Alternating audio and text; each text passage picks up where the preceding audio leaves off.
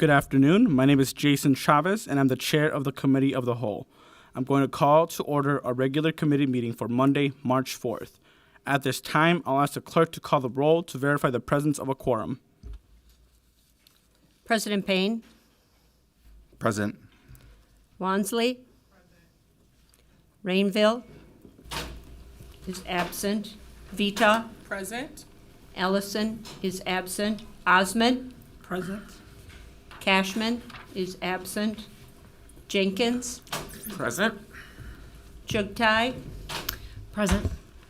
Koski. Present. Palmisano is absent. Vice Chair Chowdhury. Present. Councilmember Rainville. Present. Chair Chavez. Present. There are 10 members present. Let the record reflect that we have a quorum.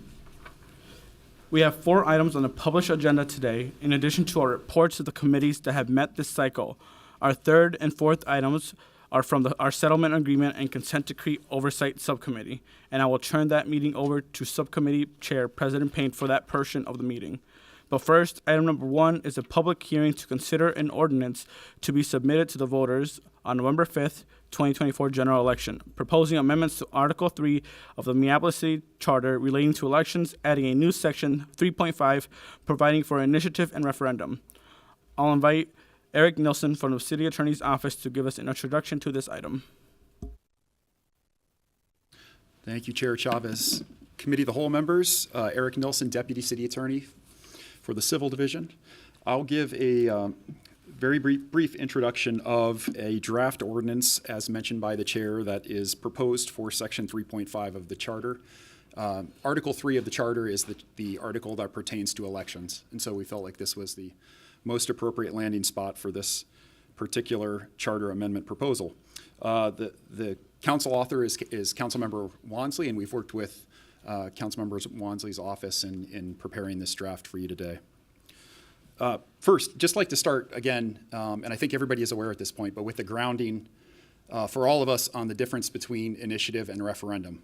In common parlance, we often hear folks use the terms together or always together. They'll refer to initiative and referendum, but they're very distinct things. I think when someone uses in sort of common understanding initiative and referendum, they're really thinking of initiative is what they're thinking of. In general terms, initiative is a form of direct democracy that provides for citizen access with legislative proposals to the ballot. And when we say legislative proposals in this context, it would be an amendment to our Code of Ordinances.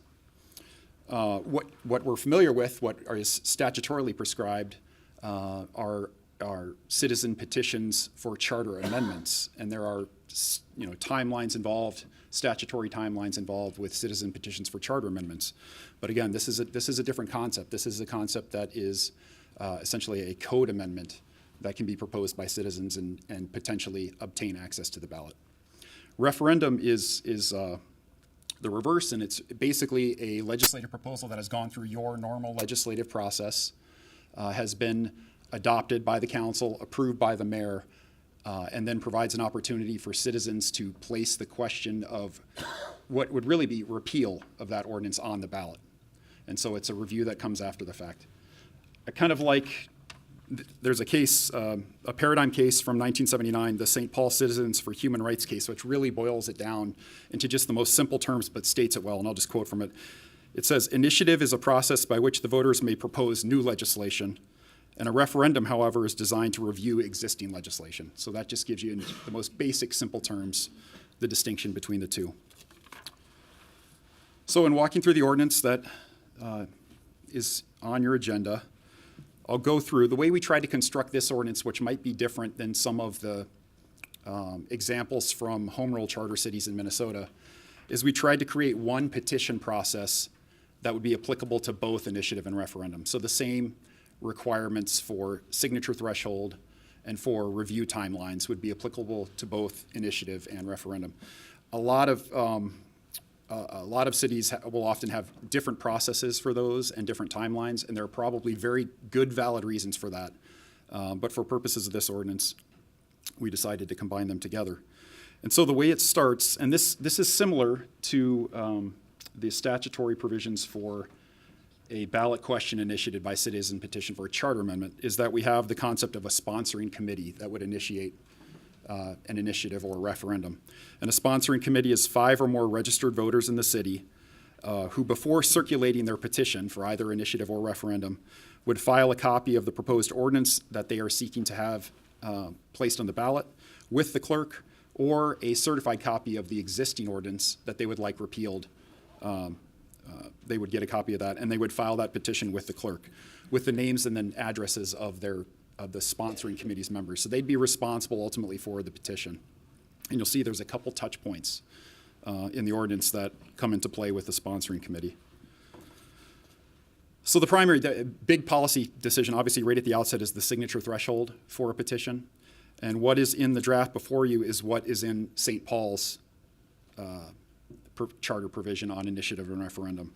And that is a requirement of at least 8% of those who voted for the office of mayor in the last preceding regular municipal election. So again, that's the St. Paul example. I will just in a couple spots refer to what we're familiar with from charter amendment petitions, just because that kind of gives you an idea, and some of you have been through those processes. And for a charter amendment petition, the requirement is a minimum number of registered voters equal to 5% of the total votes cast at the previous state general election. So just to give you an idea, the signature petition then will have a big interface with the clerk's office. The clerks take on the lion's share of the work in terms of providing a form for the petition, a sort of a guidance document, and then receiving the petition and conducting the review to verify the signatures. And so the next part of the ordinance goes through that city clerk certification. And so in referring specifically, calling attention to timelines and thresholds, for city clerk certification, what we have built into this ordinance is a 10 business day period to review the petition upon submission by the city clerk's office. And if the city clerk finds that it's insufficient or irregular in some fashion, they'll notify the sponsoring committee, and then the sponsoring committee has 30 calendar days to basically remedy the deficiencies, the identified deficiencies. There's no additional period for an extension there. Once that 30-day period is over, and if the petition hasn't been made whole, hasn't been made complete or sufficient, then it's filed away. It's deemed not sufficient. And if there is an intent to start a new petition process, they would have to start from scratch. That would be a completely new petitioning process. At the same time, the petition's filed with the clerk will furnish a copy to the city attorney's office. And the city attorney at that point would be able to do a technical review. And we've tried to distinguish in the draft between a substantive review that would look at a lot of the things that we would typically do when drafting an ordinance for you, the form of the question, the legality of the question.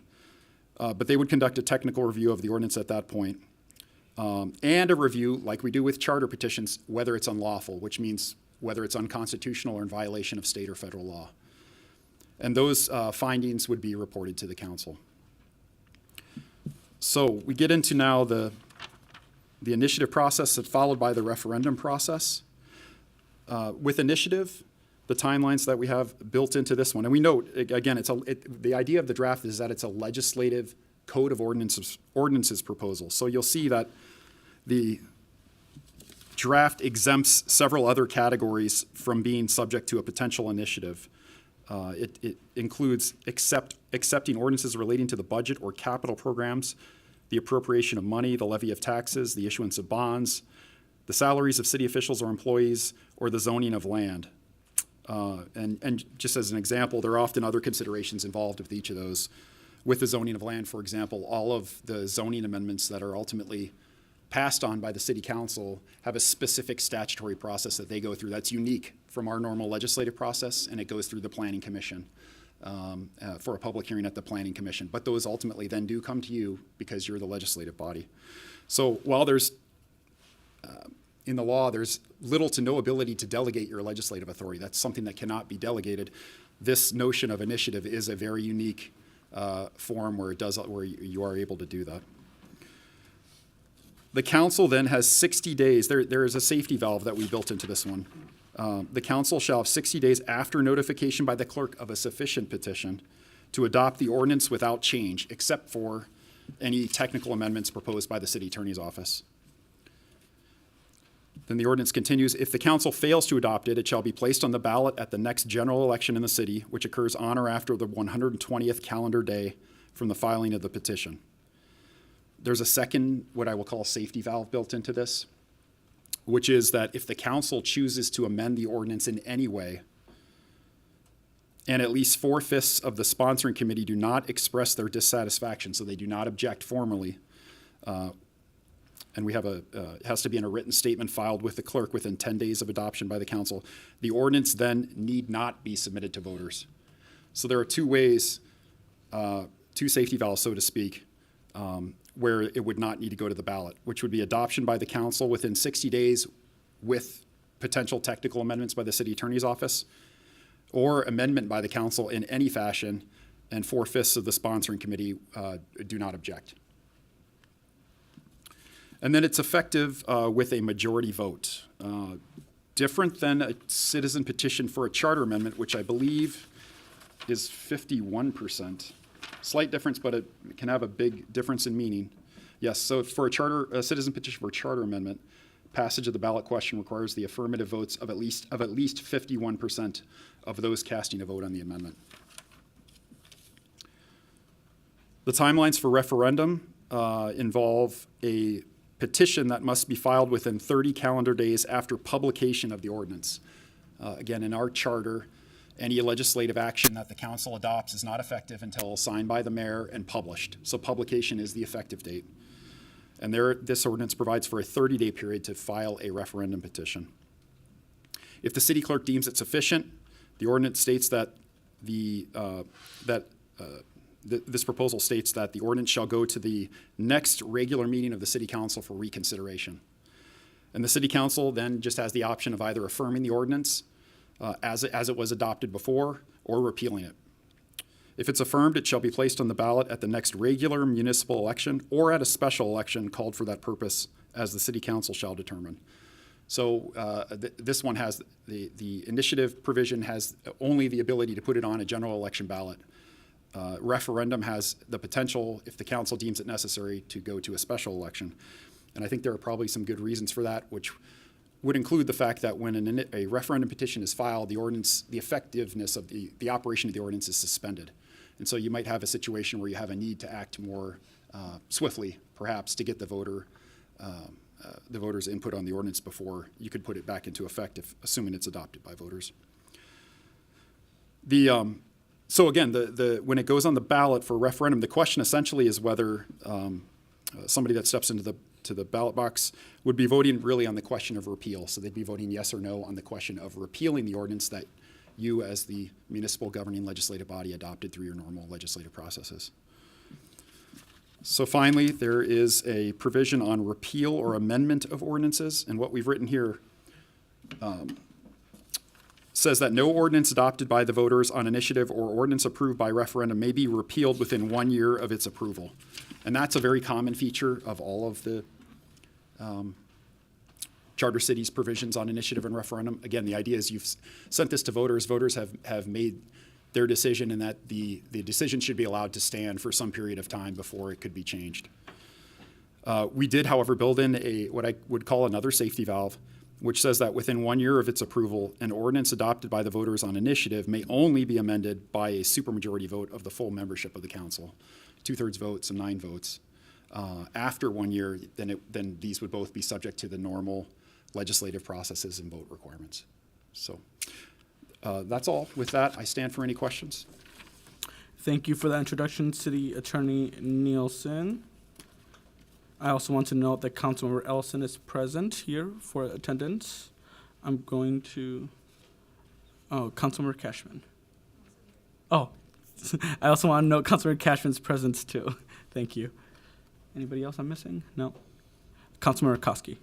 Thank you, Chair Chavez. I was just wondering either if the Councilmember Wansley or City Attorney could just describe the process that is in front of us and the timing and I just think it would be good to get clarity around that. I have been getting some emails from constituents thinking that this is going into effect. Right. And I just want to make sure that everybody understands the process, and just, if you could just be very clear about that, those steps. Sure, maybe we'll both tackle it. If Casey Carl was here, of course, he could probably lay out the entire thing for us in a matter of minutes. So in general terms, this is a proposed amendment to the city charter. So it's going to have to go to the Charter Commission for their review. That the Charter Commission has up to 150 days to review it, and then they can choose at the end to either suggest a substitute, suggest nothing at all, and that comes back to the council. At that point, the council then has the ability to adopt a substitute of the Charter Commission if they propose one, or the proposal that was originally sent down to the Charter Commission. So the decisions you make here, even on sending to the Charter Commission, are important decisions, because on the comeback from the Charter Commission, you could be limited to what is adopted here. And the reason for the strict timelines is because you're backdating the requirements to get the ballot question to the county auditor for inclusion on the ballot, the deadline for that, with backing in the 150 days for Charter Commission review, and then the consideration by the council at the back end. So that the timeline is necessarily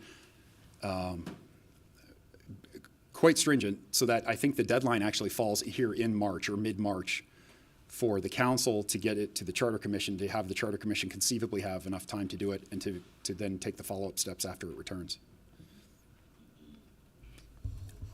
Yeah, thank you, CAO Nelson. You really provided the overview. Did that answer your question, or you need additional Yep. context? Nope, that's perfect. I just wanted it to be clear for the public what was happening this week and what was not happening this week. Right. So, perfect. Thank you. Awesome.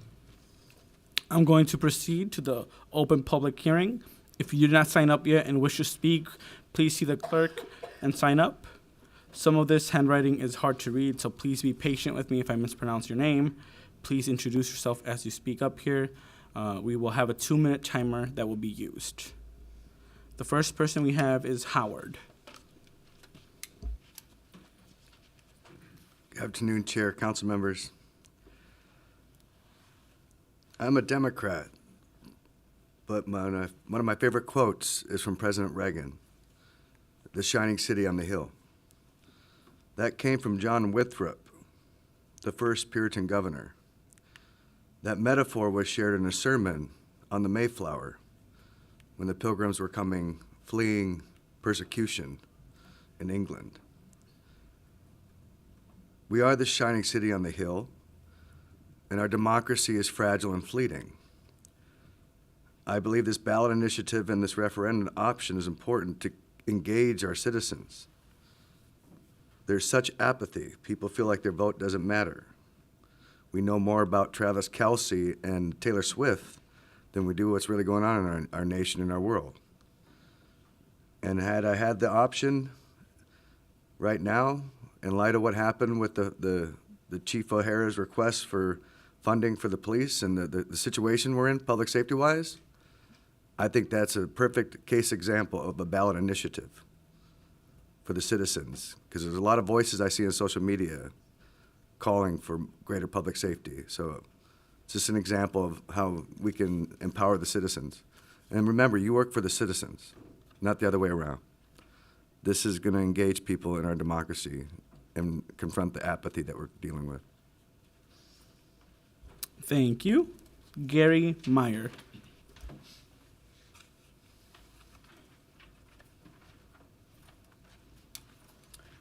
My name is Gary Meyer, and I live at 152nd Street Northeast in Minneapolis. I lived in Oregon for 15 years before I moved to Minneapolis. During that period of time, I reached the conclusion that the ballot initiative process was deeply flawed. For example, while I was there, a wealthy conservative individual ran for governor of Oregon but was defeated.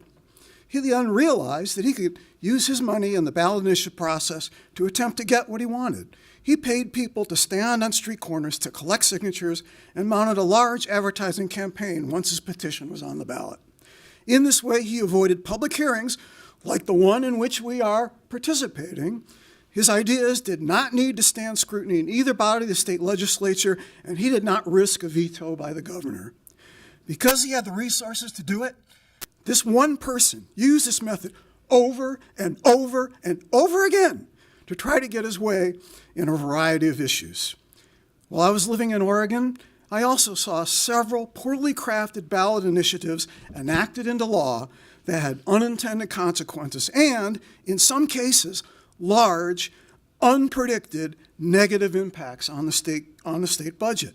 This happened because a small, unrepresentative group of individuals was involved in writing the ballot initiative, and a diverse range of opinions was not taken into account.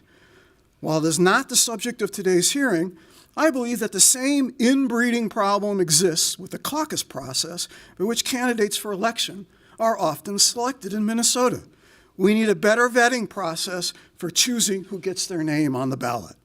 In summary, we need a wide range of people involved in crafting our laws and selecting our candidates for election, not small groups of politically connected individuals.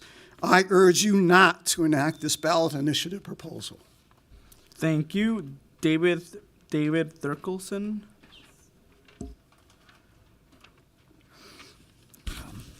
Thank you, Mr. Chair and members of the council. I'm Dave Thurkelson. I live in the 12th Ward. I'm here to speak in opposition to the measure before you. Minneapolis already has one provision in its charter that makes it easier for small and unrepresentative factions to gain control. That is that our elections are in odd-numbered years. Usually nothing else is on the ballot. Voter turnout is low, and well-organized activists can elect from their own ranks and actually have been doing so very effectively since at least 2017. And by the way, I say good for them. If activists turn out and at elections and the rest of us do not, then they deserve every election certificate they produce, and those who might disagree with them also deserve whatever consequences follow, whether we like them or not. But this odd-numbered elections has not been so good for sound policy making that is well thought out and serves the whole community.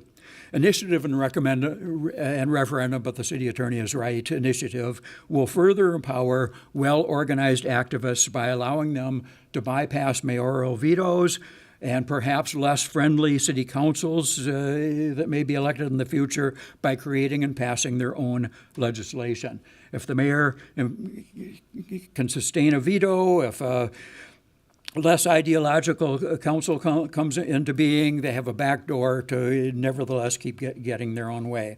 Making public policy a serious business. It requires careful study to understand problems and issues, then developing policies that, unlike bumper sticker campaigns, can be effective in our complex society. We elect leaders to undertake this serious work. That's why we call them leaders. Private citizens live their lives. They can't take on the task of direct policy making, nor should they. This is a bad idea whose time should not come. Thank you. Thank you. Dennis Howe.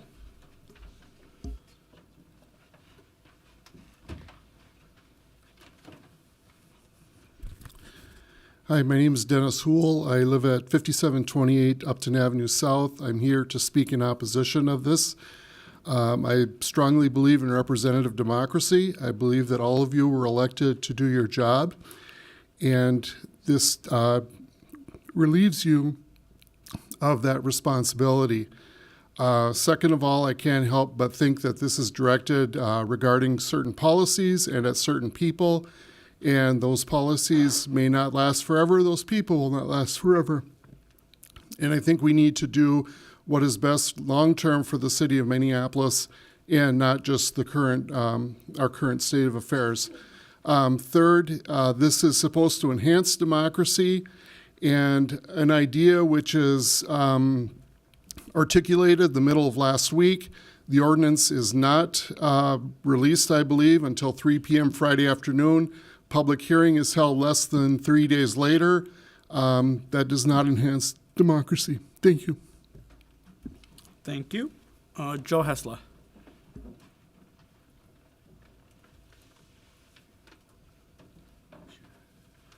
Thank you, Chair Chavez and City Council. I'm Joe Hessler. I live in Ward 9.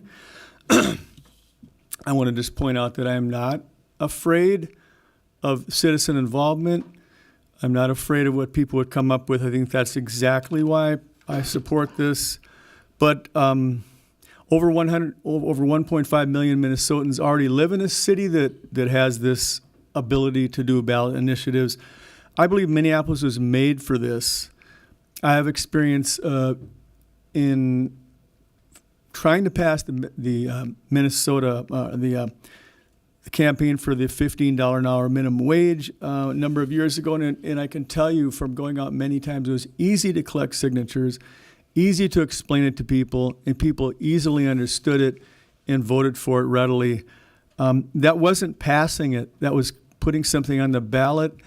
It gives people a chance. It gives the whole city a chance to vote once that goes in. I think of this as a step toward democracy, and we have a huge number of active nonprofits, unions that were involved in our fight 8 years ago, and it was not a small group of operatives. It was a wide group of people that put that together. This is a possibility to have a open, full-throated kind of involvement in the important questions that affect our city. We can't be afraid of that. And I really disagree with the people that just spoke. We need to trust the public vote. This is a good thing. People are eager for this. I want you to forward this to the Charter Commission and get their advice and then pass this, because this is the wave of the future. And I think to trust that, you know, we have good processes to elect people, but we need to do more than that. And it's not just voting for a person every 4 years. It's this opportunity. Thank you. Thank you. We have Dean DeVolis. Good evening. Is there any check? Thank you. Thank you. My name is Dean DeVolis. I am the Executive Director and Board Chair of East Phillips Neighborhood Institute. It is a group that spearheaded the citizen ownership of the Roof Depot building. The drawing I have before you took 10 years to create, 10 years of a really long process, and that's why we're very much in favor of this charter amendment.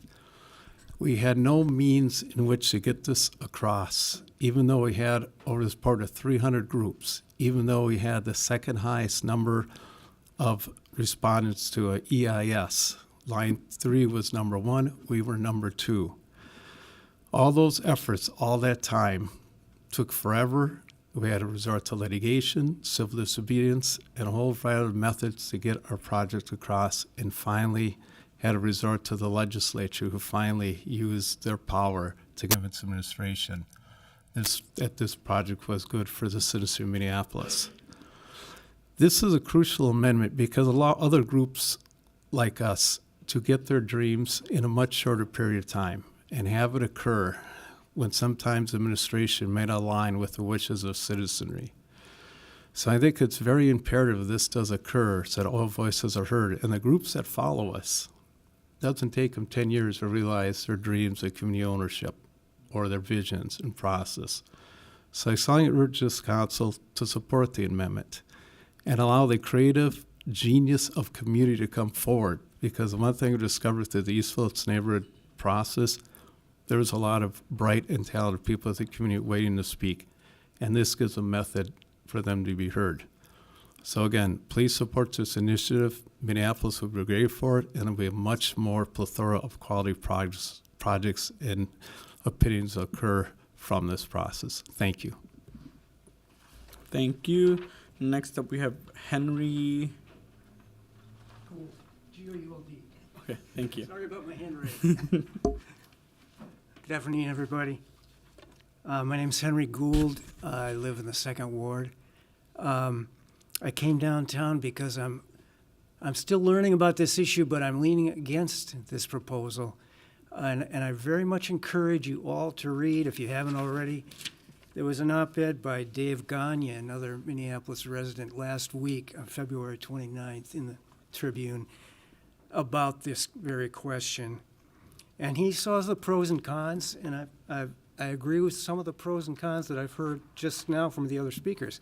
But my reservations come down to the idea that, I don't want to get away from Dave Gagne because, again, very much encourage you to read this. He's got 5 points that I think you all need to consider before you vote on this and look at the pros and cons. But for me, democracy involves direct democracy, as we've heard, and representative democracy. The strength of representative democracy is the deliberation by people that, like you, that are elected to office and are beholden to the voters to not only follow what the voters want, but to engage and learn these complex issues and balance the pros and cons before you make a decision. The trouble with direct democracy is that it has this populist element some people have referred to, that outside pressure groups, outside money, small cliques can push some private interest and get it on the ballot and cost the city a lot of money and a lot of time. And that's a serious issue, especially if, I don't want to ramble, but my main point, I guess, is you are elected to make these decisions, and to delegate it to a referendum, to a simplistic yes, no, up, down vote on complex issues that the majority of the voters may not be that fully engaged in, you have to really think, is that a good idea? Thank you for your time. Can I just make one more point? We already went over like 20 extra seconds. I try to be I generous. didn't know that beep was for me. I try to be generous to let you Thank speak your mind. Thank you. Please Yeah. keep it in mind. Thank you. Timothy Baus.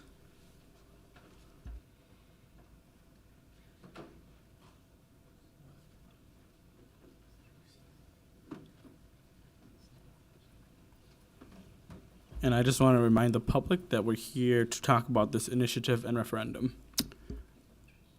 Thank you, Chair Chavez, President Payne, Vice President Chugtai. Simply to say, I am strongly support this ordinance and urge you to pass it, period.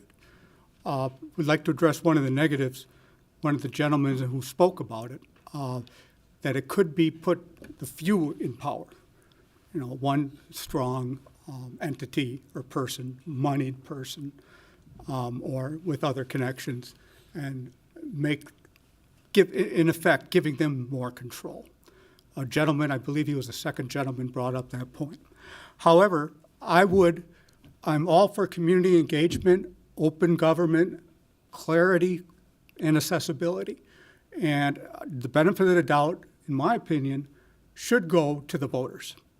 And in doing so, perhaps it could encourage more voting. That's the ideal. I'm not saying it's an antidote to apathy, but in my opinion, it's encouraging. We should trust the voters and attempt to try to give them more knowledge so they know what they're voting on. Thank you very much. Thank you. Next, we have Rahel.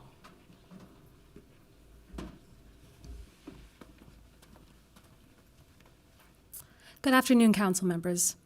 My name is Rahel Haile. I'm the executive director of Minnesota Youth Collective, and I'm here today to speak in support of this amendment. This amendment is an opportunity to balance power and shift it towards the hands of the people, expanding democracy and our communities. People under 35 make up over half of Minneapolis's population. We know the power we hold, as well as the barriers to our representation. Young people recognize the power of their voices and want to see themselves reflected in systems like democracy and decision-making spaces. Ballot initiatives are a tool for anyone and everyone to make sure their government is listening and responding to their needs. Young people deserve to be heard and meaningfully engaged with. This amendment creates an avenue for community members to put their ideas and concerns forward outside of candidates and party politics.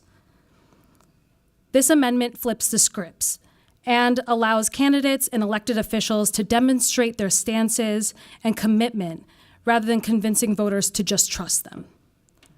Ballot initiatives can encourage community to engage in conversations around the benefits and challenges of an issue, allowing us to center people's voices and experiences. This builds community, strengthens democracy, and moves us towards a city that values everyone's voice. Please vote in support of this amendment and move it towards the charter. Thank you. Thank you. Next up, we have Sia Scheller. And sorry if I mispronounced your name.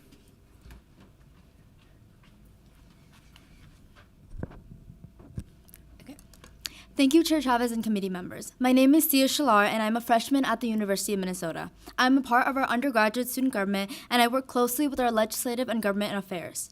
I'm here to support the amendment to the city charter, granting residents the ability to advance ordinances through ballot initiatives. This amendment holds significant promise for fostering civic engagement, particularly among college students, by providing them with a platform to influence local politics. Minneapolis should join the dozens of other Minnesotan cities in this amendment to grant more opportunities for public political engagement. Issue-based ballots drive youth to participate in elections. According to Circle's research, 31% of youth are undecided on who to vote for in the 2024 election. However, this same research shows that youth are driven to vote because of issues they care about and are also seeking to create positive impact in their communities. An outstanding 76% of youth believe their age group has the power to create change. This amendment would also appeal to college students because it mirrors the way university students are able to get their issues on our campus election ballot. At the University of Minnesota Twin Cities, we recently demonstrated this effectiveness of this participation structure through petitions that include several questions on our campus-wide ballot. Students rallied behind this, and in less than a week, over 1,000 signatures were collected on 2 proposals, demonstrating the enthusiasm for a system where residents can organize to effect change based on individual issues that are important to them. Public participation and civic engagement are vital pillars of democracy.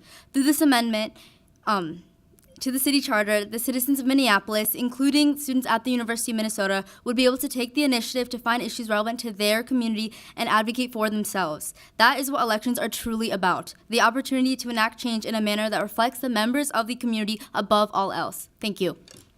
Thank you. Next up, we have Michael Peterson. Does that sound correct? If you live in Ward 5 and you were one of the last people to sign up, your handwriting was very difficult to read. Ward 5? Okay. If you signed up and we don't end up calling you, you can be one of our last persons to speak. Is it you? Do you live in Ward 5? I'm Jeremy Lane, and I did sign up, and I even printed my name so you could read it. The sign-up sheet right over here. Yep. We have you here.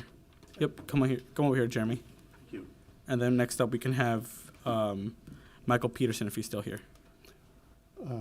Council members, my name is Jeremy Lane. I spent 40 years at Legal Aid in Minneapolis as a staff attorney, a manager, and executive director. And during a good part of that time, I was a consumer protection specialist. And I spent many happy hours and a lot of other hours too, doing legislative advocacy for our clients, who are the people I know you all care about. So I speak from lived experience when I say that the path from a good idea to a good law can be long and tedious, but pretty much without exception improves the laws that wind up getting adopted. Before I would go to the legislature, I went, at the request of the legislature, to other groups and people like banks, collection agencies, loan companies, people with different perspectives and experiences from mine and my clients. Other people we sat down with saw potential problems with our legislative proposal that we had missed. We regularly avoided problems with unintended consequences. They were compromises, and we didn't always get everything we wanted. But we always got better legislation. We didn't always come to an agreement in those meetings, and sometimes there were just clear policy differences that legislators had to vote on, and that was fine. I'm concerned that the initiative process doesn't build in that kind of discussion, compromise, and refinement, which is important to good lawmaking. I'm concerned that the initiative process can, and we've seen around the country, draw in special interest money which is rarely found on the side of the people I served for 40 years. Too often, initiative efforts lead to a bunker mentality and a battle of dueling sound bites on media, which is expensive, and we're seeing more and more of that. There may be a push coming from frustration with the mayor, and I don't know about that. I do remember we had 2 constitutional amendments a few years ago that were put on the ballot by Republicans who wanted to get around the Your governor time is up. initiative, same-sex marriage, and voter ID. Thank you for being here. We really appreciate it. Thank you. Next up, if Michael Peterson from Ward 5 is not here, we're going to go up to Kip Hedges.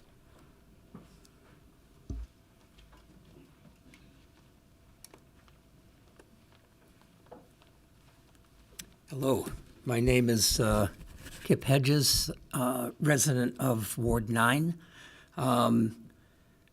It's an interesting concept to think that outside money and outside interests do not also influence the question of representative democracy, as all of you on the City Council understand and know because of your daily experience. It's also an interesting concept to think that cities or municipal entities get destroyed by ballot initiatives. Certainly St. Paul is doing pretty well, as a number of other municipalities are around the state. I want to speak specifically about something that I was personally very involved in, which is a $15 an hour minimum wage. That was held up by the City Council for 2 years. They fought us tooth and nail to keep 15 from becoming the law of Minneapolis. We collected over 25,000 signatures to get 15 on the ballot. The City Council said we're not going to put it on. We appealed, took it to court. The initial court decision was in our favor. The City Council took it to the Supreme Court, and there we lost. Had this particular measure that we're talking about today been in place, the 15 minimum wage would have come in probably 2 years earlier, which would have put thousands of dollars into the pockets of Minneapolis residents that needed it most. There is also a huge engagement process around this particular question, as there will be with most of these initiatives. This is absolutely a way of getting engagement of the citizens of Minneapolis into some of the most important questions. Thank you. Thank you. And the last person we have is Yasmin. If you are not signed up and wish to speak, please go talk to our clerks. Otherwise, this will be our last speaker. Hello, my name is Yasmin Hersey, and I work at R Streets, Minneapolis. I'm here to share my support for a ballot initiative being passed in the city of Minneapolis. As someone who advocates and engages with some of our most vulnerable communities in the city of Minneapolis, what I often experience and hear is that our community members don't feel heard on various issues that impacts their lives.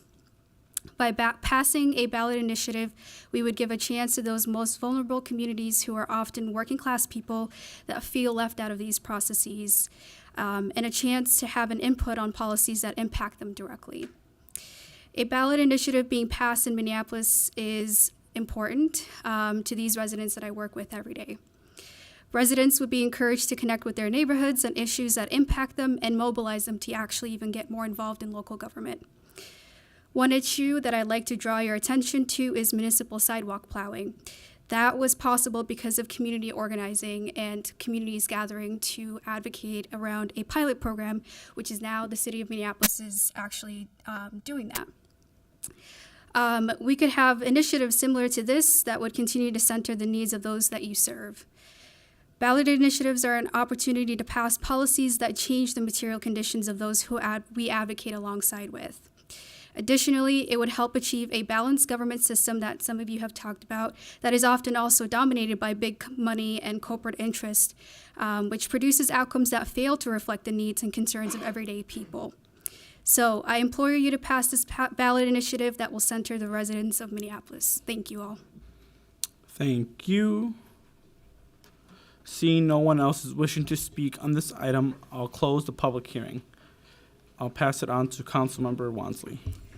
Thank you, Chair Chavez. Also, thank you to everyone who came and testified today.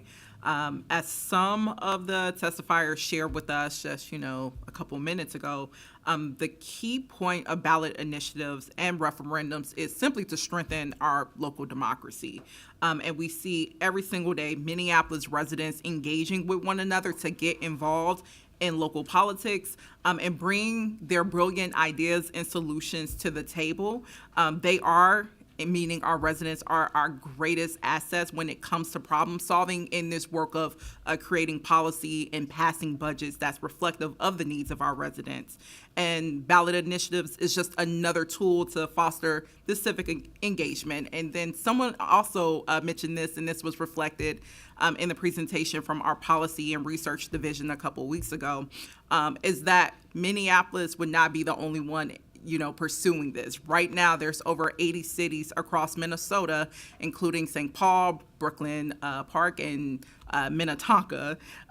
They have this initiative and referendum power, and they trust their residents with this tool.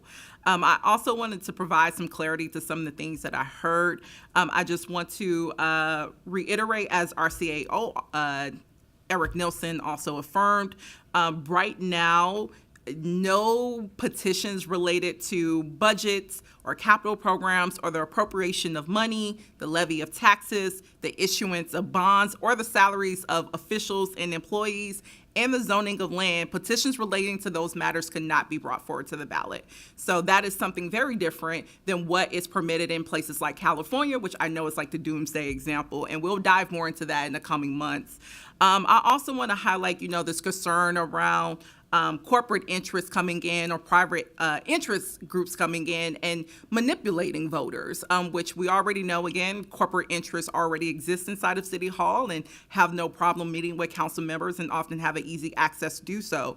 But we also know that in places like Florida, as well as Ohio, places that have Republican leadership, we've also seen through ballot initiatives and referendums at the statewide level that, common sense solutions like a $15 minimum wage or protecting abortion rights have been able to be advanced through these type of powers. And that's, again, happening in places with conservative leadership that is typically even more friendly to corporate interests. So we're seeing residents across the country be able to use this tool effectively and intentionally. I also want to reiterate that what we're asking council members to vote on today is just forwarding this proposal to the Charter Commission. It's not a conclusive vote.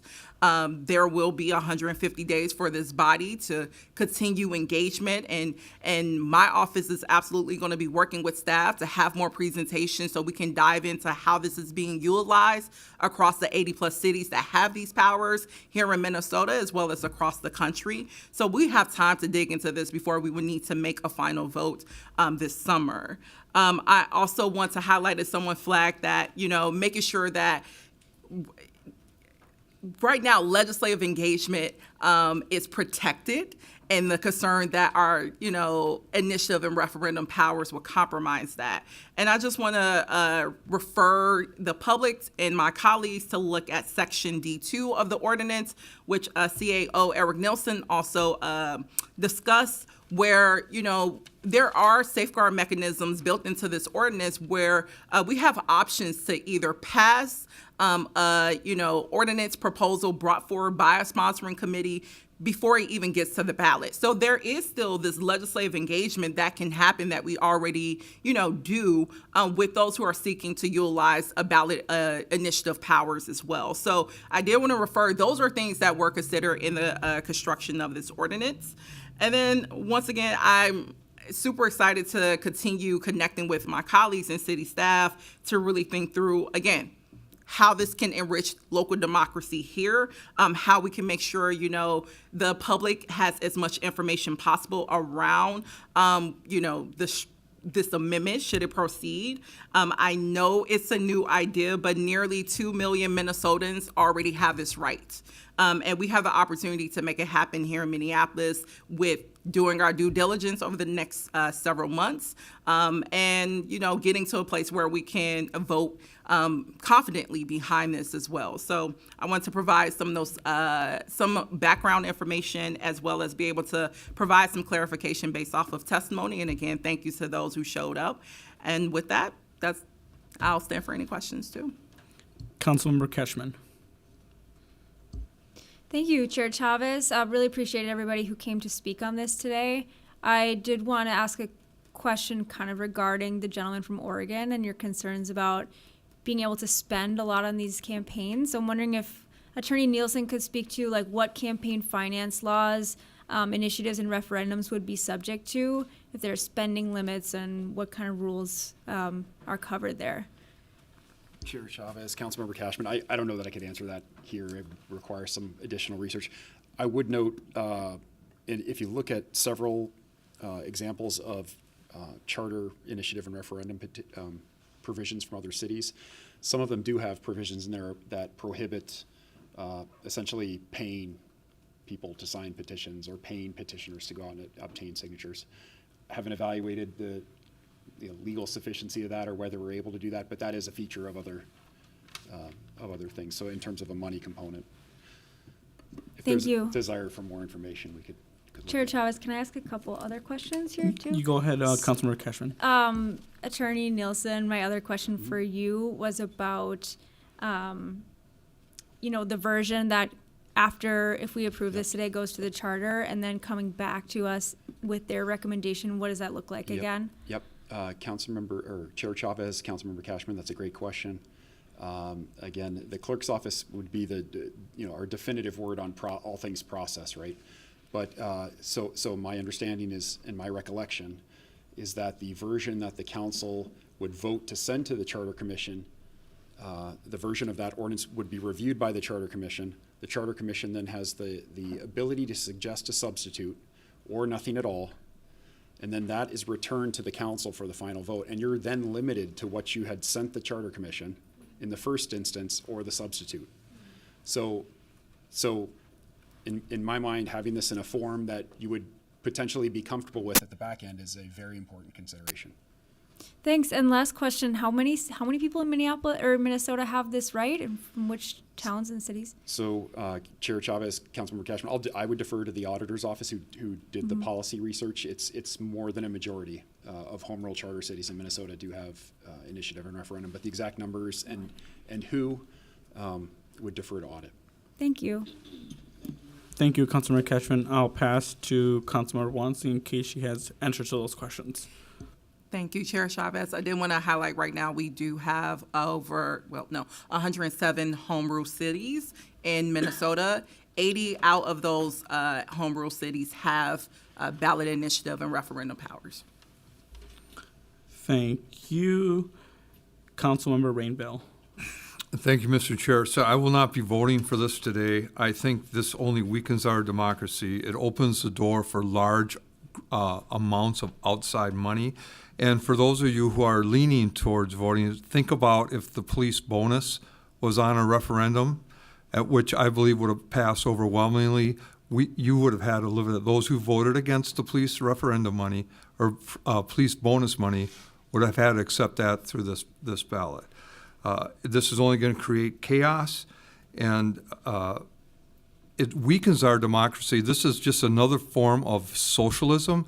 We get elected to make decisions. This is an elective democracy, and you can laugh all you want, but that's my opinion. So thank you for the respect you're showing me, Mr. Chair. Councilmember Chowdhury, Vice Chair Chowdhury.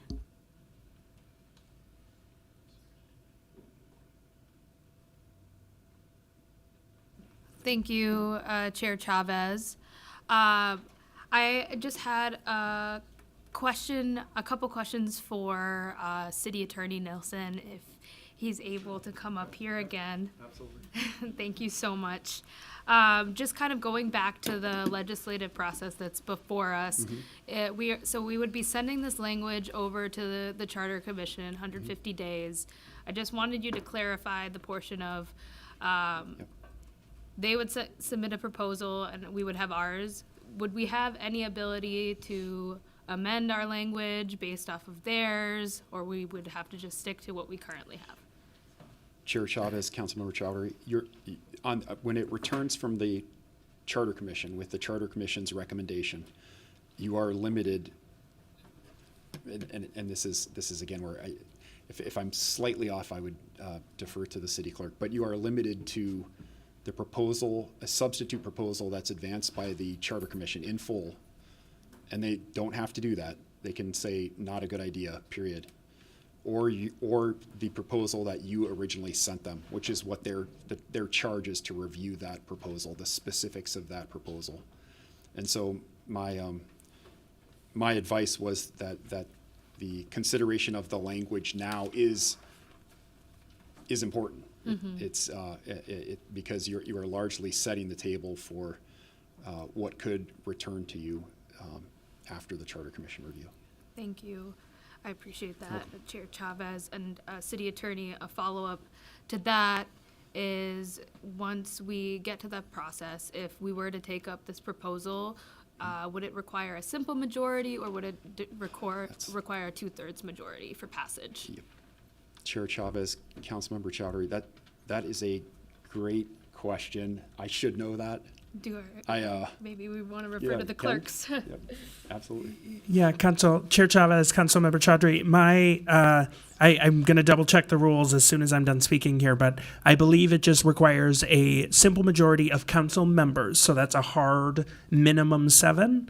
And then the final vote, once the council takes a final vote on the ordinance and drafts ballot language as well, those would then be up for consideration by the mayor. So the mayor would have the opportunity to treat that as any other council action at that point. But that the mayor's role in this process would be after the council has finalized the ordinance, after the Charter Commission's review, finalized the language, and approved ballot language as well. That's when it would be forwarded to the mayor for his consideration. Thank you, Clerk Daler. One more for you, Attorney Nilsson. We mentioned that St. Paul, Brooklyn, one of the Brooklyns, Minnetonka, has similar initiative and referendum power. Are you able to share kind of at a high level how similar our language is? Sure. Chair Chavez, Councilmember Chowdhury, yes. So I'm going to approximate here, but we largely use the examples of St. Paul, Duluth as the two larger home rule charter cities, as well as the metro area examples of Brooklyn Park and Bloomington to inform our draft. As an example, on the initial question, the petition threshold question, which the draft incorporates what St. Paul has, which is an 8% threshold based on the those who voted for mayor in the last municipal election. I would need to ultimately defer to audit to give you the full picture and the breakdowns of some of these things. But in general, I would say that the thresholds can vary, but on average, I would say they usually came out to about 10% of those who voted at the last regular general municipal election. St. Paul has 8%, and the wishes of the council author were 8%. Thank you. So this is maybe a follow-up to the author of the amendment, if the chair will allow me to. Vice Chair Chowdhury. And potentially our attorney as well. So it sounds like today is the day that we have to make consequential determinations on language, and potentially what will inform what goes on the ballot to give, I would say, a significant amount of power in terms of impacting legislation. And I don't agree with the idea that this would weaken our democracy. I think there's a lot of potential here that it could strengthen our democracy depending on how we frame this amendment and how we work through it with our community members. So I just kind of want to get an idea of that we need to have something sent over to the Charter Commission, and I heard March as the timeline in order for us to fulfill the 150 days and then get it to the table for us to hear back and then vote on language. How much time within March do we have to make that determination? I'm asking because, frankly, I feel like I need a little bit more time to engage with this initiative referenda to understand what the potential outcome would be, and I would hate to not be able to support this down the line because there's an unintended consequence that I didn't, as a council member, really get to look into. So I'm wondering if we have the ability or the time for another cycle to take a look at this. So I'm assuming that's directed. Thank you, Councilmember Chaudhry. So as CAO Nelson highlighted, we are on a strict deadline in order to give the Charter Commission that 150 days so that we can actually then be able to submit it to Hennepin County so it can be on the ballot for 2024. So we are under a very tight deadline, which is why we worked very closely with the CAO's office and the city clerk's office to draft language that is modeled and precedented after existing cities like St. Paul and Duluth. And also, we back this with a presentation from the Policy and Research Division. And again, we will have several months to be able to dig deep into how other cities like Duluth, Brooklyn, Park, or, St. Paul, how their residents are also able to have access to this tool, and things are fine. Things are currently fine in 80 cities across Minnesota, but I absolutely want to make sure people be able to see that information themselves, and also, again, across the state. So I would say, based off the timeline we have, no, we cannot move forward with a delay for another cycle. I'm more than happy to, have ongoing conversations with you around any specific questions before Thursday's vote. But we did pour great intentionality in prefacing this ordinance after existing language in other cities that have had this power for many, many decades now. And Chair Chavez, Councilmember Chaudhry, I just echoing that, I believe that's true. I'm going to say a date, and don't hold me to it, but I think the Charter Commission would have to formally receive the referral by it's March 13th, I believe. So yes, that would be, your work would need to be done this council cycle, which we have a full council meeting on Thursday. And can I have a follow-up? And one thing I do want to highlight between now and Thursday, if there is something that, in conversations either with myself or in your own research, you're more than welcome to bring an amendment to this language before Thursday, before we take a final vote too. So the legislative process still exists between now and Thursday for, additional feedback to be incorporated. So I at least also want to highlight that is another option too. But again, thank you, CAO Nelson, for affirming we're on a tight timeline. Yeah. Thank you, Chair Chavez. Thank you, Councilmember Wansley, and thank you, CAO Nelson. I would love just a confirmation on that timeline. I know our other opportunity is March 21st. If it is within it, it would be really helpful to know if that is a possibility and if we can do some checking in with the Charter Commission. And I appreciate that, and thank you for taking the time. Yep. You're welcome. City Attorney Anderson.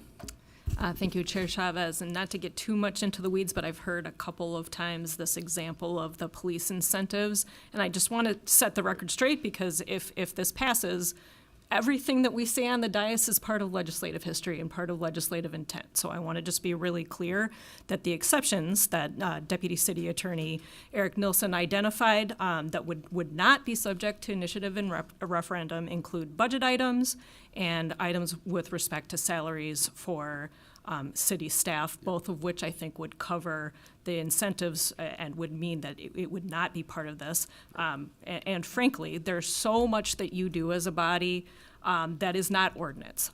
Ratifying collective bargaining agreements, approving contracts, those sorts of things, I would not say are ordinance, and I would say are not subject to initiative and referendum. And obviously, Mr. Nilsson can correct me if he disagrees with my legal interpretation. Councilmember Wansley. Oh, actually, CAO Anderson you really answered what I was going to provide clarity on in terms of matters related to our budget. So yes, the example of the police retention bonuses would not be permitted under the way in which our ordinance is currently crafted. So thank you for already, checking that. Council Member Vita. Thank you, Chair Chavez. Just a quick comment, a couple comments actually. There's been a comment about all these other cities are fine. I'm not sure if that's true. I haven't talked to anyone in all these other cities that we're being compared to. I will say a comparison that's obvious is that all of these other cities have part-time city councils, and they also have the number of city council members that they have is very different than what we have in Minneapolis. So yes, they do have that referendum power, but they also have less council members. If I'm not mistaken, we're the only full-time council in the state of Minnesota. The Minneapolis City Council is. So that's what makes us different.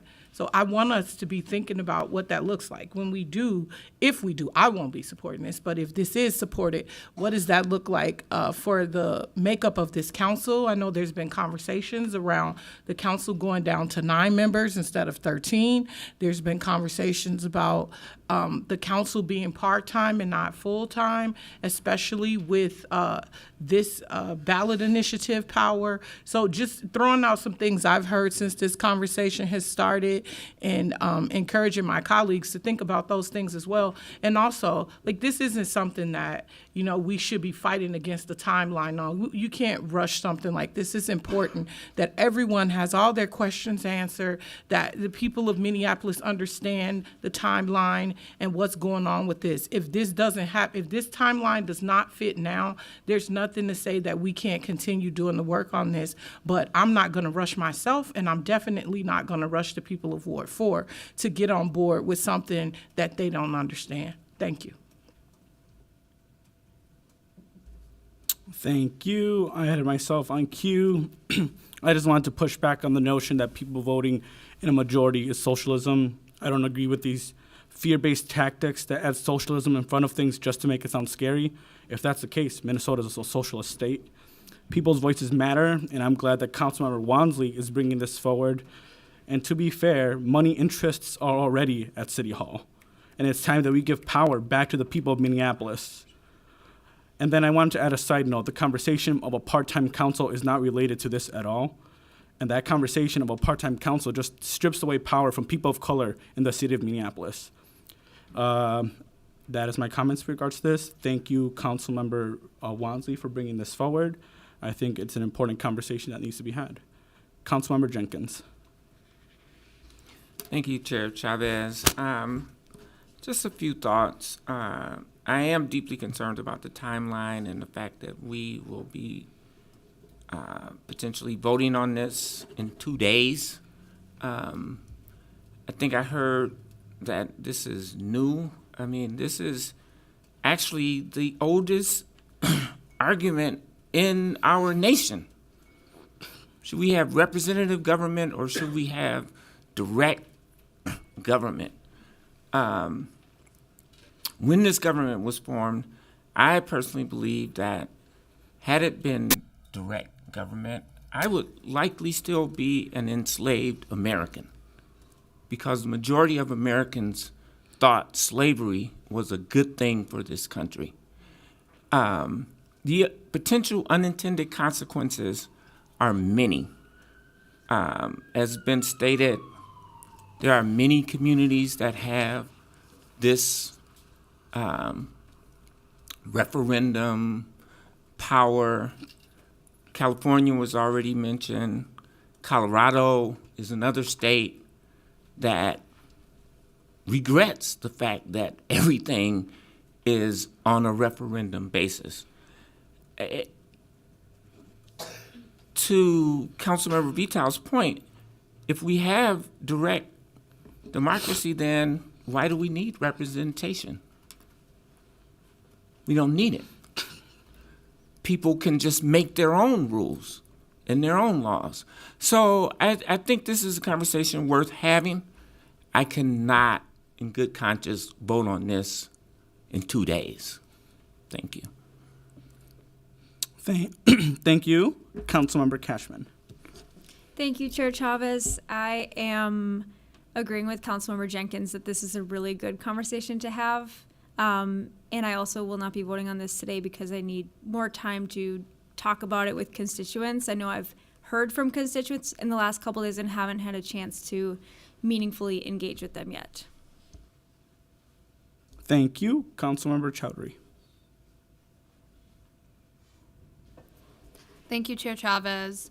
I'm really interested in taking this item up. I do see like the value that members of the public brought forward today of an initiative and referendum process, right? The enfranchisement of young people in our political process, empowering working Black and Brown community members to impact direct legislation.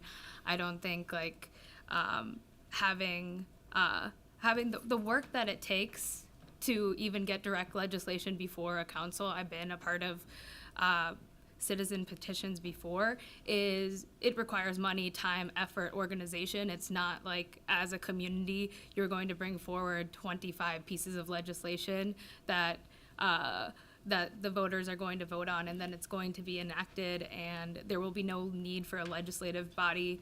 I think the process is onerous and has checks and balances for that reason, so we can go through a democratic process, and that's why other cities and municipalities have taken this up. I think we have had to date the most substantive conversation about this initiative and referendum process, and it would make a major change to our democracy and change the ecosystem of the city of Minneapolis.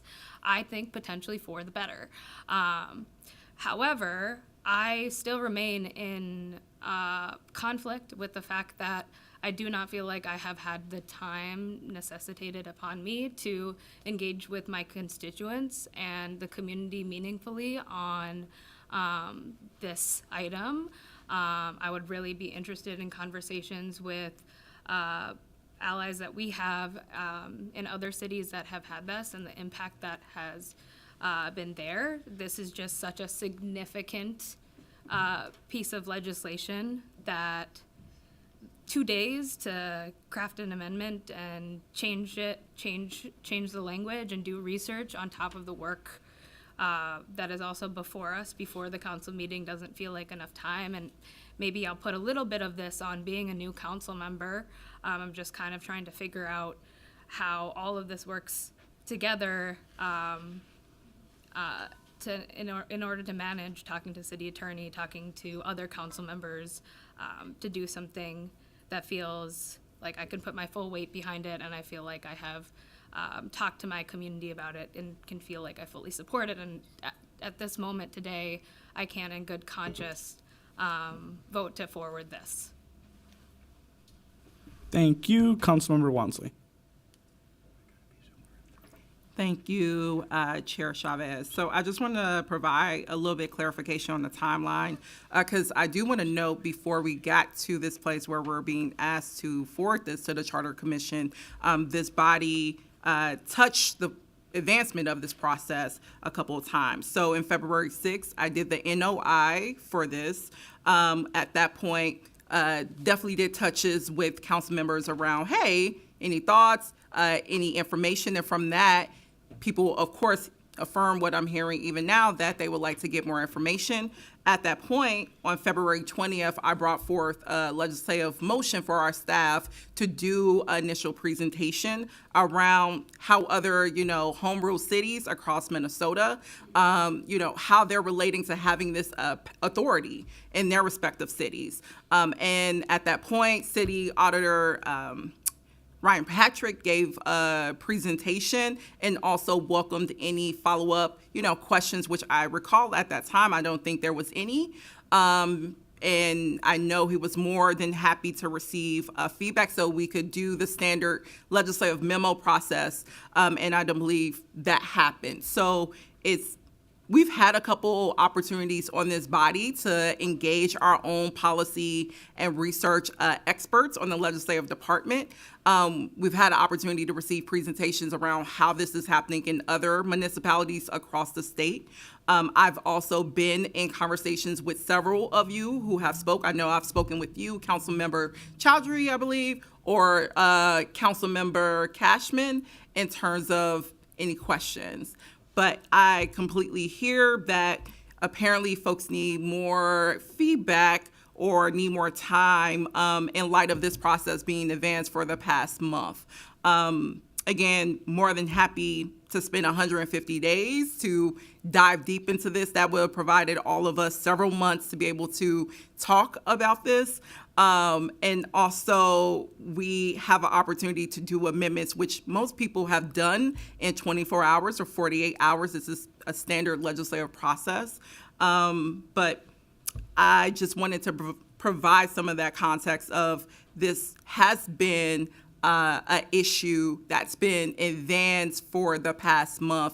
And if there was concerns, there were times where we did not need to refer this to staff or to even approve last week for it to come to this body for consideration. So I do want to name that there was intentionality in meeting the timeline and also working with our staff to make sure that we were following the appropriate process. Thank you. Council Vice President Chuck Tai. Thank you, Mr. Chair. I voted for referring this item to committee, voted for the legislative directive that brought our Policy and Research Division in the Audit Office to present on the issue in front of us. I think it's, even I just was a little bit surprised when this came up today, and knowing the intentionality with the timeline to get this item over to the Charter Commission. There's a lot of work that's been moving on it within the City Attorney's Office, within Councilmember Wansley's office, and so I understand that we have to meet our deadline, and there isn't an opportunity to delay this for a cycle. I'll just name I have really benefited from the conversation here today from colleagues and hearing your perspectives, but also in the public hearing, I think a number of really good arguments and points that were brought up. There's someone who mentioned the op-ed from the resident in Seward that I got a chance to read as discussion was happening, which also brought up a lot of really excellent points. So knowing that we need to make a decision on this by Thursday, I'm going to just make a motion to forward this item to Thursday's council meeting without recommendation. And then it will give us just a little bit of time, a couple of days to consider any potential amendments to this item. I'm happy in the next couple of days. I know everyone has a lot on their plates, and a number of things are coming before council on Thursday, but if any colleague has an interest in engaging with me on this topic or needs support in drafting an amendment, I'm happy to do that. I'll just, again, say I'm someone who can see the benefits and drawbacks of an initiative and referendum process. I see how this is a really consequential decision for our city to take on, and hopefully in those conversations I'll find some clarity too. So want to make that offer and ask for a second on the motion to forward this item without recommendation today. There's been a second. I will just continue with the queue though. Councilmember Osman. Thank you, Chair. I learn a lot from just listening to you and the city attorney, and looking at it here. I do represent residents that felt like sometimes they didn't have a voice, even though they had a representation historically. And I think that direct legislation, and this is, I see more pro than cons in my opinion on this, giving residents a voice. I think it takes a process, as some of the council members mentioned, to presidents to come together, the issue they care about, and come to us and make sure that they have a voice on that. I'm not really afraid of wealth or whoever coming to organizing and trying to reverse the policies that we put together. It just doesn't make sense. But this is what will create. It will create opportunity for many residents that come here in every public hearing we have, that want changes, to be on the process and just make sure that they have a voice. At the end of the day, we work for them. We sit here for them, and it's their voice, it's their vote that we're here. This is just, we're not really voting on anything today, in my opinion. It's just not something that will be effective right away. It's just the process. Send this to the charter, let them have their discussion, come back to us, and then we have, 100+ days to discuss and figure out where we want to go with this. It's a great process to start the conversation and give people voices. So I will support the motion for Council Vice President to move forward with this, but I see more pros than cons. Thank you. Thank you, and I'm just gonna give a quick reminder to my colleagues, there's a lot of people on queue. If you can please make your comments quickly. We still have a presentation from staff to hear about our constituent services platform, and then we're gonna transition into the settlement and consent decree subcommittee, and then we're also gonna hear report backs from committees. So I'm just asking our colleagues to please keep it brief as we try to finish this item. Thank you. Council President Payne. Thank you, Chair Chavez, and I will be brief. I'll echo some of the sentiment that Councilmember Osmond shared. I recognize this is a pretty tight timeline on this very specific action, but there's actually a very long timeline before any of this would be enacted. And I think I just want to say I very much have confidence in the author and her work, along with the city attorney, in terms of the thoroughness of the language. So I'm not concerned about amendments in this process. I think that the language is strong. I've read through it. But having the time to work with constituents and have other conversations with colleagues, we have 150+ days for that. So I'm very comfortable voting for this. I'll support Vice President Chuck Tye's motion as well to forward without recommendation. No matter what, we have a timeline to hit. So we're either going to get it on the ballot this year, and again, we still have the opportunity to 150 days plus later decide not to move forward putting this to the ballot. So we don't actually have to make that decision today. We do have to make the decision today about whether or not we want to even have the opportunity to add it to the ballot this November. So I'm very comfortable moving forward with this timeline. I'm very comfortable with the thoroughness of the work of Councilmember Wansley along with our city attorney's office. And any hesitation I might have will either have ample time to address those hesitations, or the pros and cons analysis that we ultimately decide on will have an opportunity to choose to not add it to the ballot. So. Thank you. Vice Chair Chowdhury.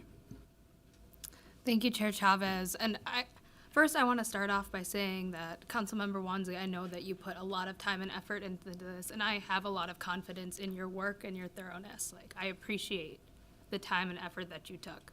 I'm just speaking for myself. I'll just note for the public, this is something that I want to get to supporting. I have not had an opportunity to speak with the author or reach out on that to date. I have not seen the language of this ordinance until a few days ago when it was posted. And so I kind of want to share why my hesitation exists. It's important to me that I am able to feel confident that I did what I could to ensure that the policy felt sound. And today, I'll take the time and effort by Thursday to see where I can get to feel confident in supporting the item that's before us. But at this present moment, I want to name that. And I kind of want to use this opportunity to talk to us, to the colleagues on the dais, as a call-in for all of us. If we have legislation that could impact our city in a positive way, and it's large and watershed and it's a huge impact, let's work together to figure out how we can have a process where we can make sure that members are on board, because there are two newer members here today, and that is the type of support that we need in order to support consequential legislation that will impact our community. And I think that's something that we should strive to grow towards as a city council. And I know with the talent and the dedication that exists on this dais, that is possible. And I think this is a good example of a moment where we could have done that and how we can get better in the future. And I think it's also important to model that when we're talking about an initiative around democracy and inclusivity, that we have a good process here in the back end. And I look forward, if this passes, to the 150 days, but I will note, like, we're not going to be able to make any amendments and changes. So this is kind of the language, if it passes and we aren't taking, if any amendments aren't made significantly between now and Thursday, that we're going to have to stick to. And if something comes up, I would hate for us not be able to pass this, and then we'd have to wait another year. So I just wanted to note that also for the public and just in sharing where my mind is with my colleagues. Thank you, Councilmember Rainville. Thank you, Mr. Chair. So I want to thank you, City Attorney, for correcting me. I was wrong. And ironically, just this morning, I thanked you for all the good work you did and all the smart work. So here we are a couple hours later, and you're proving me right. So by proving me wrong, you proved me right. Thank you very much. I was wrong. We'll go on to Councilmember Wansley, and that is the last person on queue, and we will move on. Thank you, Chair Chavez. I also just want to say I support Council Vice President motion. Again, though, I understand that we initiate this process on February 6th. We had presentations, also had time to relay any questions directly to me as an author as well as staff. Apparently that has not happened across the board. So more than happy to make my office available over the next 2 days to answer any questions. And then also just thank you, Council President, for reiterating the critical component of this whole process. What we're voting on today is to send something to the charter. We are not making a conclusive or definite vote. If people in the next 150 days, after digging deep into, other examples, are like, nope, I'm good, guess what? You have the opportunity to vote it down at the end of those 150 days. So that is also an opportunity to say, like, what we're doing today does not mean something is going on the ballot in 2024. We're trying to initiate that process. I would hope we allow that process to happen. But in reaching that goal, I'm more than happy to connect with anyone who have outstanding questions regarding the process moving forward. Thank you. If the clerks can please note Councilmember Cashman's first question that she made regarding Oregon for a report back, and her other questions and which other cities were included, that would be very helpful for this committee. Seeing no further questions, I will move approval of this item without a recommendation and ask the clerk to call the roll.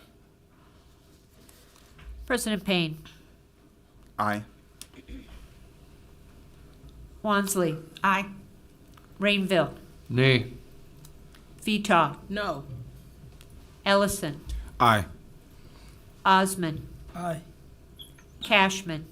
Abstain. Jenkins. Nay. Chugtai. Aye. Kosky. Aye. Vice Chair Chowdhury. Aye. Chair Chavez. Aye. There are 8 ayes, 3 nays, 1 abstention. That item is approved.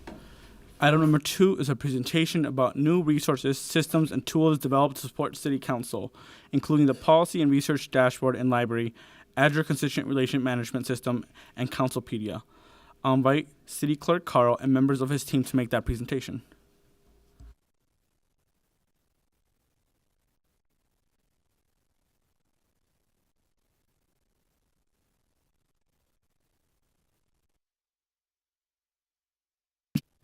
The privilege of serving as the clerk here for the City of Minneapolis, and I'm joined today by some of the members of our newly formed legislative department, as the chair said, to share information about new systems, tools, and resources that our department has created to specifically assist council in its functions as the city's legislative and primary policymaking body of the city government. Before we dig into that presentation, I'd like to take a moment to recognize those staffers who are here today who will be making the bulk of that presentation. Our department succeeds only because of the excellence of our staff, and these members highlight the caliber of the staff we brought into the legislative department. I'm pleased to formally introduce them. They are Gracie Palmer, they're off off to the left or the right of me, Gracie Palmer, one of our legislative business analysts, who is a member of our in-house information technology and design team, Margot Meyer and Zach Farley, our constituent services coordinators, and Andrew Hawkins, who is the interim director of the Auditor's Policy and Research Division. So today's presentation springs from a series of directives that were adopted last term and were reintroduced earlier this year, related to a variety of reforms, improvements, and other developments associated with the creation of a new legislative department. The details of those directives are shown on this slide, collectively contained in LIMS files 2023-248 and 2024-151. In the last term, the department was successful at laying a solid foundation for this new department, in particular because of significant investments made by council, thank you, that added new or enhanced staff positions, additional budget authority, and various other resources. As part of our regular reports, we wanted especially to highlight how we are leveraging those investments you gave to us to improve our support for the council. And today's presentation is made with that intention in mind. So as a reminder and to level set, this slide identifies the official functions of council listed on the left side of the slide. You can see the council has representative, policymaking, and oversight functions established by city charter. These official functions then are supported by various divisions in the legislative department identified on the right side of the slide. Today we're going to highlight a handful of tools developed specifically to support the council's representative and policymaking responsibilities. In a moment, Mr. Hawkins will be highlighting the new Policy and Research Dashboard and Library, both online tools focused on the policy-making work of council and the support of the Policy and Research Division for that work. After Mr. Hawkins concludes, Ms. Palmer will spotlight Azure, our new constituent relationship management system that was formally launched just a few weeks ago. And then Ms. Meyer and Mr. Farley will share information about Councilpedia, our new in-house reference and resource page developed specifically to support ward office operations. So with that, I'll turn the podium over to Mr. Hawkins.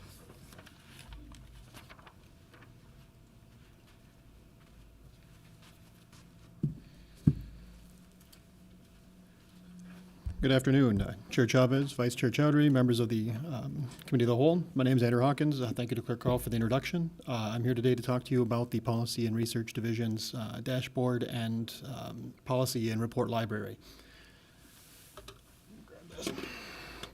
So the intention, both of these items, is to increase the transparency of the work of our office and to highlight the reports and briefings that are coming out in order to provide information that is helpful to both the council and residents of Minneapolis or any parties that may be interested. As was noted, both of these are currently live on our website. You will have to excuse me one note. When I was making the slides, I didn't have access to the dashboard itself, so I had to grab a recent one that I had and kind of do a mock-up. So if you go on there today, it may look slightly different, but it is actually pulling from our database directly, and it is updated, I believe, approximately like 2 to 3 times a day. The first item is the dashboard. The intention of the dashboard is to keep both the council as well as ourselves, as well as residents, informed of some of the work that's coming through. Both in the form of the analysis and reports and policy briefings. You'll note with this, people have the ability to track things over time, see when they were requested. The other piece that we've added is that tentative council presentation date. The idea behind that was both to keep that on the radar for council, for ourselves, but also for residents who may have a topic of interest that they observe on this, so that they can follow along and see if that date changes or evolves, just in case it's a meeting that they may want to be present at or attend. Also, while I won't do it in the presentation, if you go on the dashboard under the status and more info, all of the colors represent the status. We have, I believe, 6 of them of each request item, and if you hover over those, that provides a little bit of additional information to people that could be interested. Moving to the next section of the dashboard, this is both the request volume and completed briefings and reports. The intent here on the left side, again, this is one that's interactive. Just hovering over each kind of block on the graph will show what that specific request was. The light blue represents the policy briefings, and the darker blue represents the research reports. Again, the biggest difference with those, policy briefings are supposed to be responsive to requests from individual offices, whereas the research reports require a legislative directive that comes at the request of a council committee. On the right side, you'll see all of the completed briefings and reports. Again, these would all be, all of the reports are available via LIMS. However, we wanted to make sure that we're capturing everything just so that it can be tracked and made available to any individual that's interested. going into our library. This is housed on our website. Once we complete every policy briefing and research report, this is updated to reflect work up to that date. Again, the research reports are going to link to LIMS files, as that's the official repository of those in the city because they are a council action. Each one breaks down, again, the overall legislative file, but also additionally the report and presentation are broken out just for simplicity. Policy briefings, because they are not necessarily an official council action, there wasn't a very a clear medium for those to be provided to everybody. So the idea was to house them here upon completion so that everybody has an opportunity to review the topics that have come up during any given year. Just in case there's any information that may be of interest contained in any of those. We just wanted to expand the scope of availability so that people were able to see the work that's being done. I believe I kept that fairly short and concise, and with that I can turn it over to the constituent relationship management tool.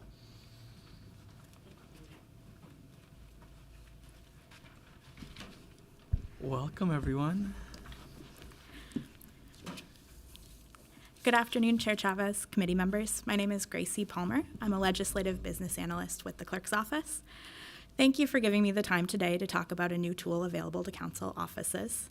This tool is called Adjournment, and it's a constituent relationship management tool custom built for the Minneapolis City Council. This is comparable in some ways to customer relationship management tools available on the market. On analysis, we undertook a project to custom build to maximize the features that would fit and further unique council requirements without overpaying or overspending to maintain features that would not deliver value. Adjournment was built by my team, the Information Technology and Design team, working in partnership with the Constituent Services team and our vendor technical group, DataNet, who worked on the Legislative Information Management System. Adjournment was tested with council and staff in Q3 of 2023 and released just recently on February 20th. It's in use in council offices today. Throughout the development, design, and ongoing support of this tool, our focus has been on functionality, simplicity, and usability. Key benefits delivered by this tool are ability to track data and trends. This pulls together data from different contact pathways and gives offices tools for analysis. I'll show a visual in a moment. Also, the ability to create communication workflows for efficiencies. From a work tools perspective, Adjournment equips offices with a number of enhancements for contact and communication management. Additionally, the ability to centralize information for continuity, easily maintaining information and reducing effort associated with transition, whether on a day-to-day basis between staff or on a council term level. This delivers benefit not only in the office, but also from a constituent experience perspective.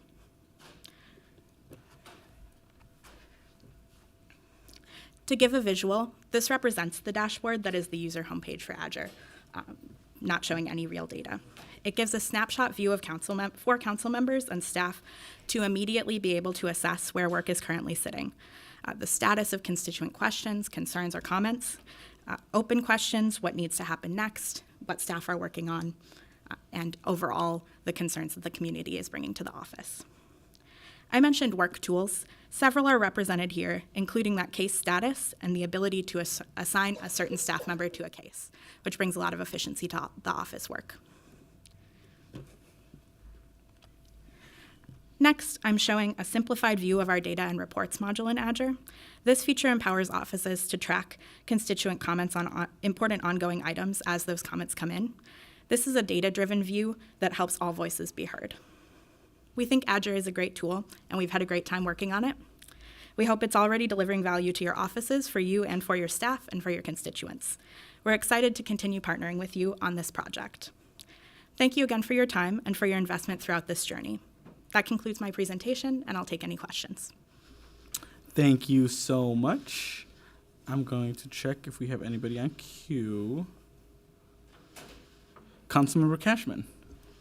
I'll just say thank you so much, Gracie. This tool has been an absolute lifesaver for me in my new council office, just getting up and running, being able to organize our work and track the communications with constituents. So thank you so much. Thank you, Councilmember. Council President Payne. Thank you, Chair Chavez. Yeah, I'll also echo, I have been very deep in Adger. I don't know. It might be a race between me and Councilmember Chavez about who has the most cases. I don't know. I'm sure everybody's getting a lot of cases. I hope so. But there's the current system as it exists today, which, is you've been very clear around the intentionality of ramping up the capability of the system. Could you share maybe not just what it does today, but what the potential is in the future as you're thinking, especially about supporting cross-ward operations, because we're very much in our own wards, very much in the system, and I'm curious how you're thinking about that citywide lens. Chair, Council President, we are very interested in continuing to develop the ability to share that data on the macro level, so looking at roll-up data without sharing particulars between wards. So our constituent services team is currently helping us develop a set of policies for how we'll do that so that we can do it consistently and fairly on all questions. We'll be reviewing those and sharing those with this group as we continue to work on them. Additionally, you mentioned a citywide level, so we have technical capability to look into future integrations, and that will just depend on interests on both sides with any potential. And I'm sure we'd be looking to the users, which are the council and their staff, to guide any decisions that we made on that point. Thank you. Thank you. And I just want to thank you all for being here today, too. I usually use my whiteboard to keep track of, constituents when they talk about specific topics. Now I can just use Adger, which has saved me a lot of time. So I'm very appreciative of all of you. There doesn't seem to be anybody else on queue. So seeing no further discussion, I'll ask the clerk to receive and... Oh, just kidding. Let's keep going. All right. Thank you, Chair, committee members, and I'll pass it to my colleagues with the constituent services team. Great. Thank you. We'll be brief. Good afternoon, Chair Chavez, committee members. Thank you for the time today. My name is Zach Farley. I'm a project coordinator, constituent services for the city clerk's office. And the next tool we're presenting about is Councilpedia, another dynamic internal tool now available to all your offices. Built by the constituent services team, Margot, myself, in partnership with the information technology and design team, Gracie, Grant, Rachel, behind us. It launched earlier this year. It's a first-stop resource on city services and programs aimed to increase continuity, efficiency, and equity of information. It is a shared knowledge base for all ward offices and staff, even during transitions, to reduce administrative work so all of you can spend more time serving your constituents and improving the city. It was built to help your offices organize, address, and complete their work. Again, to reduce administrative work so all of you can spend more time serving your constituents and improving the city. The information on Councilpedia will be curated, largely by us, on an ongoing basis so it is current, relevant, and consistent. Consistent so when a constituent calls Ward A, then calls Ward B about the same issue, your offices will have this internal tool available to help them share back information that is current and uniform across all offices. So that's just a little bit. Margot's going to jump in and give a little bit more information. So thank you for giving me time, us time, to talk about this in brief. And now my colleague Margot will provide further information on Councilpedia. Good afternoon, Chair and committee members. My name is Margot Meyer. I am a project coordinator in constituent services in the city clerk's office. What you see on your screen is the main page of Councilpedia. I'm not going to go into each section, but Zach and I are happy to sit down and talk about each section in depth at a different time. Councilpedia, like Zach said, is an internal collection and consolidation of resources, policies, training, and reference materials relevant to council and its staff. The one section I am going to talk about today is the A to Z guide. The A to Z guide is a tool custom built by Jeff Ryder in IT and implemented by us, the constituent service team. It is an index of responses and policies related to common constituent concerns. An entry may include information on how the city responds, reporting and tracking information on that same topic, any relevant dashboards, and service level agreements or SLAs when available. This information is gathered through the city's external website, internal materials, and conversations with our partners. At the moment, we have about 85 entries selected based on frequency data from the 311 Constituent Services Dashboard. We plan on adding more throughout the year based on that same data, as well as by request or need of council offices. The goal is to share information across offices without having constituent details or connection to one particular office. What this should result in is more time being able to work and serve constituent and less time searching through Outlook to find an email that was sent a year or 6 months ago. Just like Councilpedia, the A to Z guide aims to reduce administrative load so that we can spend more time serving our constituents in our city. This concludes our presentation, and we will take any questions. Thank you for that presentation, Margot, Zach, Gracie, and Clerk Carl. I am looking at the queue. Councilmember Vita. Thank you, Chair Chavez. Just quickly wanted to say thank you so much to the clerk's office. Ward 4 is still figuring out how to use adjourn. I think there's we have differences of opinions, and most of them is me, not, like being taught how to do this. What we do agree on, though, is that if staff has a party to celebrate the launch of something, that's a good thing. So thank you all for the party hats and the cookies and the cupcakes to celebrate this work. We're figuring it out. We look forward to the continued work with you all. Constituent services are our priority, and you've clearly made it your priority. The work that you are doing is only helping my office to do our work even better and making it easier for Northsiders to access the city and city services. So Ward 4 is here to support, even if we disagree on something. Zach, we got your back. But thank you all so much for this hard work, and keep it up. Thank you, Councilmember Vita. Vice Chair Chowdhury. Yeah, I just wanted to take some time to thank you for your work on this as well. It's really fun to see you come and present before council. I'm going to shout all of you out. Gracie, Zach, Margot, Casey, we got Grant, Rachel, Kate, just really, really great work. As someone that was staff in city council, I have managed constituent services in so many different ways. Written things down, done our smart sheets, given up, and then got back up and tried again. And so I'm really, really grateful for this program. And I was just, I was super excited when this came through. And my staff has been using it every single day. And if they had the opportunity to come up here and speak, they would thank you as well. So I'm looking forward to using it and then improving it as we go along. And thank you for coming up here. Thank you, Vice Chair Chowdhury. Seeing no further discussion, Clerk Call. I just wanted to make a closing comment before we ended to thank you, Chair, for allowing us to make this presentation today, but also to thank the Council President and Vice President who have been strong supporters of us coming forward, sharing regular updates on what we're doing in the Legislative Department publicly. I mentioned at the beginning of this presentation, it was thanks to your investments as a council in our department that we've been able to make these and other resources and tools available. And so we look forward to future reports to share with you by our various divisions in the two offices, the things that we're doing, the programs we're managing, and the systems and tools we're putting in place to support both the council as our primary client, if you will, but then the legislative department more fully, and the work that we do for the people of Minneapolis every day through the council. So thank you for this time. Thank you, Clerk Carl. Seeing no further discussion, I'll ask the clerk to receive and file that presentation.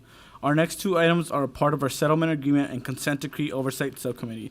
As such, I will now turn that meeting to Council President Payne to chair that committee.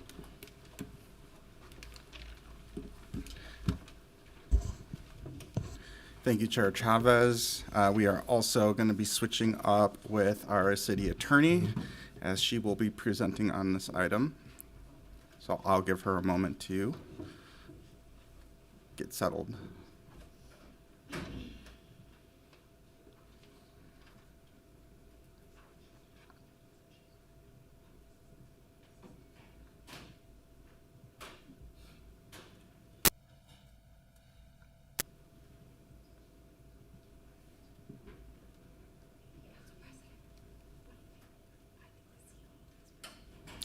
Okay. Well, All right, so on the item number 3 under the Settlement Agreement and Consent Decree Oversight Committee is a contract with Wiley Reber Law PC for services related to police misconduct investigations in accordance with implementing the court enforceable settlement agreement. I'll invite staff to give us a presentation on this item. Thank you, Ms. Anderson-Kelleher. Thank you, Mr. Chair and council members of the COW, the subcommittee on the settlement agreement. I'm going to begin this presentation. I will be joined after I stop. Commissioner Barnett will come up, and then we also have a number of other folks available. Ms. Saunders is available from the city attorney's office, who is in charge of the city attorney's implementation team. So they are kind of, the overarching group doing the implementation. So first of all, I want to say about this contract. The contract speaks to a very important part of the process of complaint, and that is the investigatory strength of our ability to present a very robust investigation that then can go before a panel, and then the panel, the goal is that that is a strong case, a well done and well investigated case that can hold up before and through the arbitration process. So I just want to have us be thinking about what this contract is for. This contract with Wiley Reber is for additional investigation additional investigators. So you all, in the last number of years, have actually increased both the budget and number of investigators in the Office of Police Conduct Review. For scale, and so you can think about that, in 2019, the budget for OPCR was about a little under $1 million.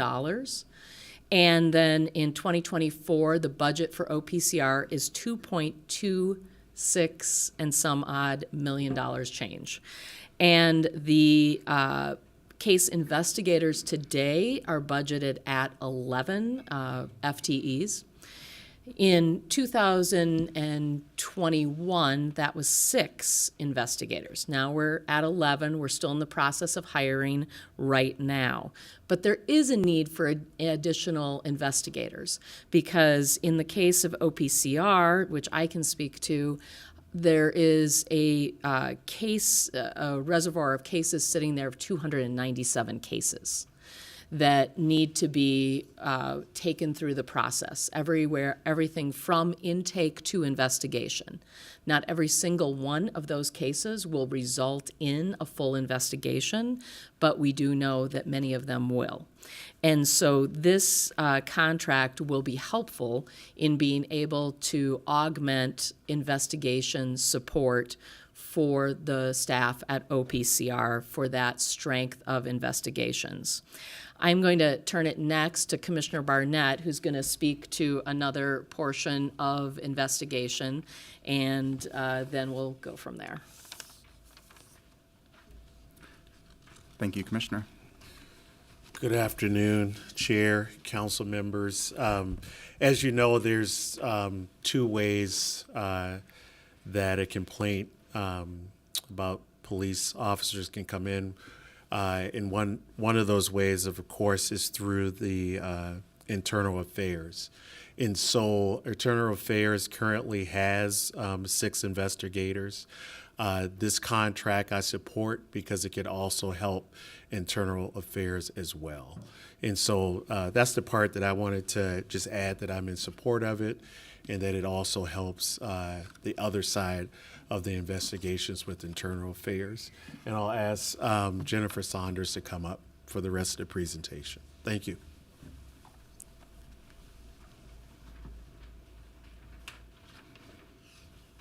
Thank you, Commissioner. Good afternoon, Council President Payne and council members. I'm Jennifer Saunders. I'm the managing attorney of the implementation team in the Minneapolis City Attorney's Office, and as such, I very often sit where I sit today, which is collaboration with several different departments on aspects of moving the work forward.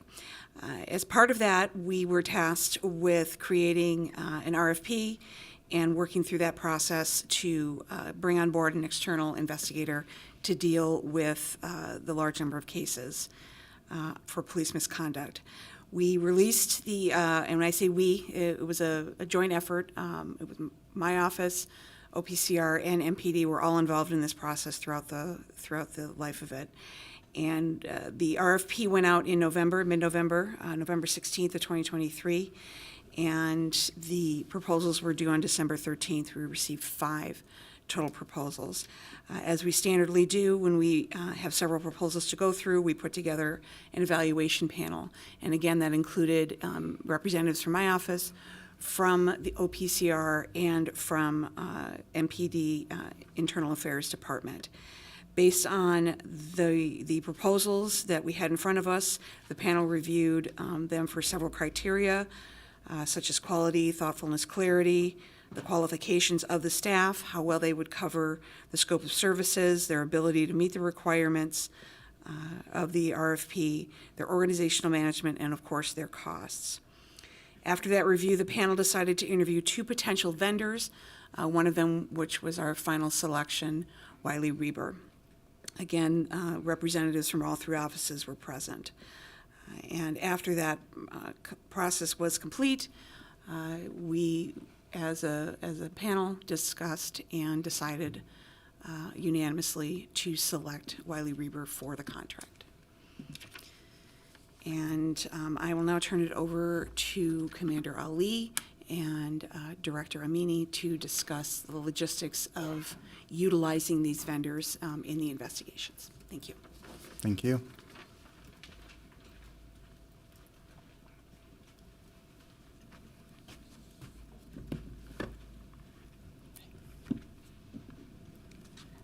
Good afternoon. Thank you, Chair. Thank you, council members. My name is Abdurrahman Ali. I'm the commander that oversees the Minneapolis Police Department Internal Affairs Division. Wanted to talk about the logistics. Currently, we have 69 cases that are unassigned in my office. And with this external group, I think it'll be extremely helpful in affecting the timelines that are mandated by the Minnesota Department of Human Resources and the settlement agreement. With that. Good afternoon. My name is Carolina Amini. I will be interim OPCR director starting on Wednesday. For OPCR, we currently have 14 unassigned, but we do have over 50 that are currently assigned to just 6 investigators. So we will be thinking about reassigning those depending on where they are in their status. And they will also be taken in groups to the external investigators. Yeah. And I just wanted to talk about logistics a little bit as well too. So we currently work with a law firm called Jones Day. The logistics will be the same with this new law firm as well too, in terms of assigning the liaison investigator from both our offices to work with them to get them the materials that they need to conduct their investigations, and to also follow the actual cases as well too, and follow up with the review panel. Thank you for that presentation. Are there any questions from my colleagues? Councilmember Wansley. Thank you, Council President Payne. Can you just actually provide a little bit more information around Jones Day's role in terms of what are they supporting specifically?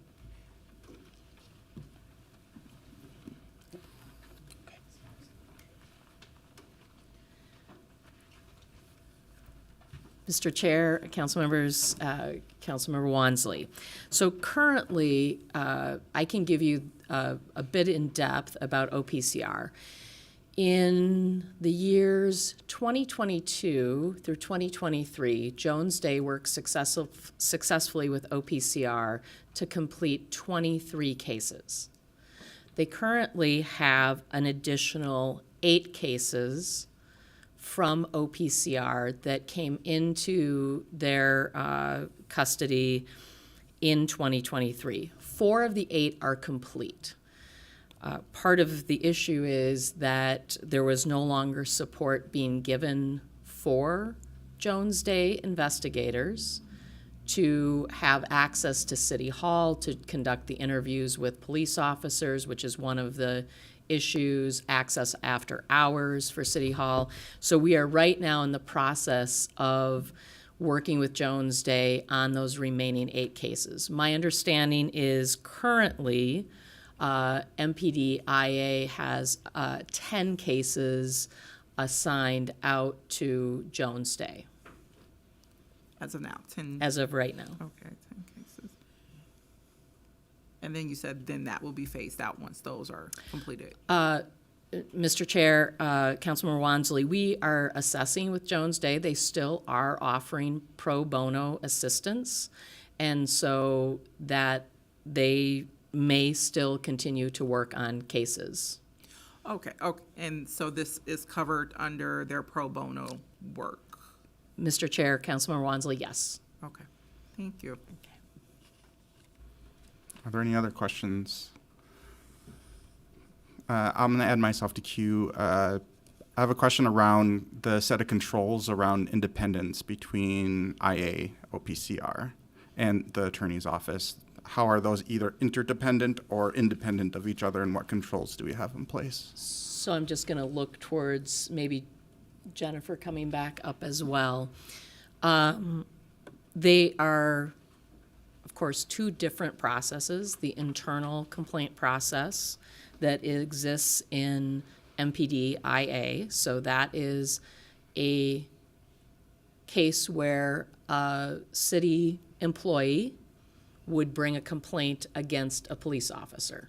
So a totally separate type of case than those coming from residents or visitors or anyone from the outside who brings their case through a number of different channels into OPCR. So, such as the Unity Mediation Team has sites off-site that can bring those cases into OPCR right now.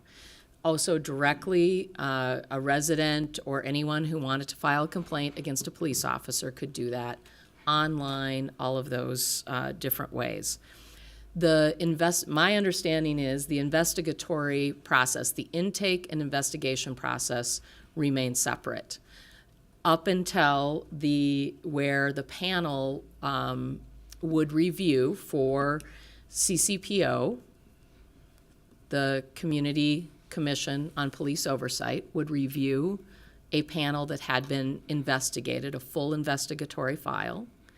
And then that actually goes through the chain of command in the police department, depending on what the recommendation is.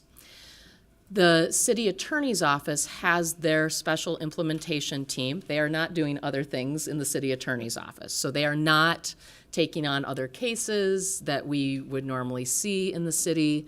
Their sole focus is making sure that we are adhering to the Minnesota Department of Human Rights settlement agreement and eventually the consent decree.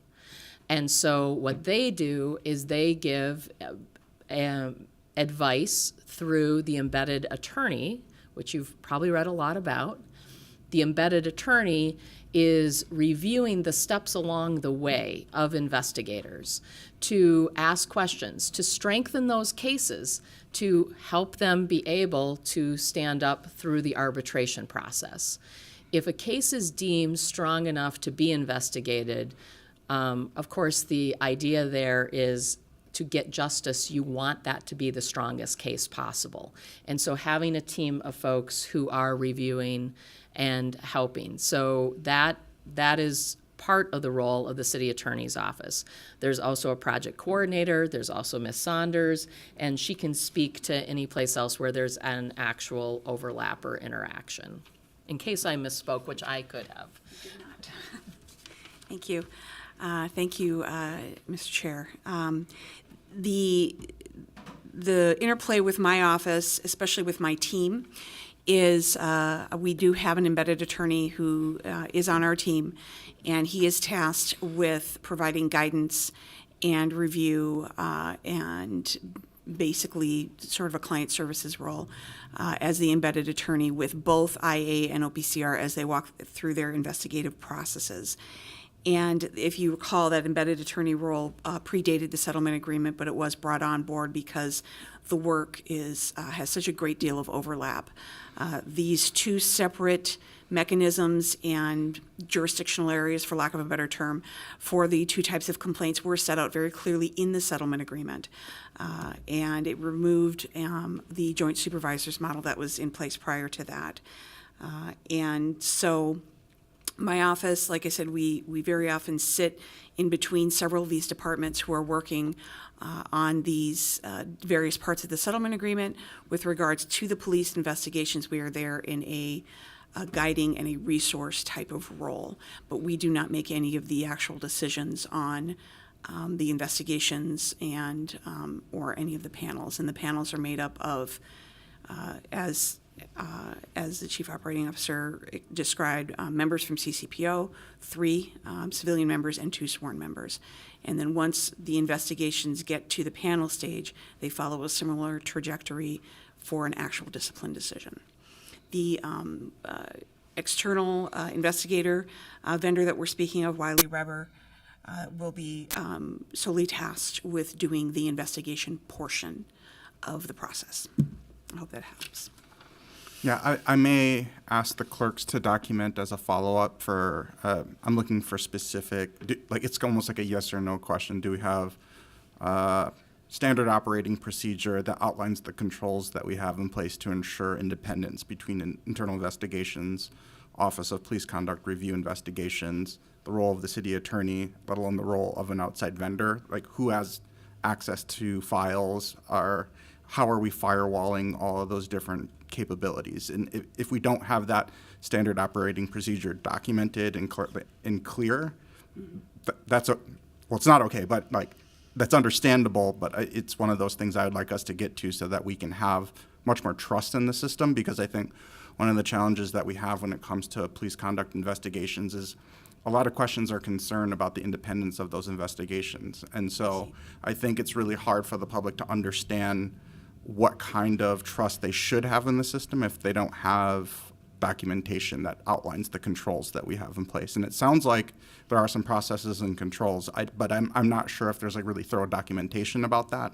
So I'm going to have the clerks just document a follow-up on that as far as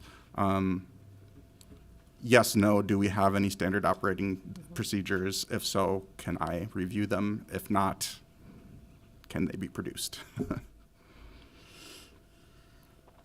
I'm not seeing any other folks in queue. Last call. All right, thank you for that presentation. I will move approval on this item. All those in favor say aye. Aye. Opposed, say nay. Abstentions? The ayes have it, and that item is approved. Item 4 is a contract with Effective Law Enforcement for All, Inc. to be the independent evaluator. I will invite City Attorney Kristen Anderson to give us a presentation.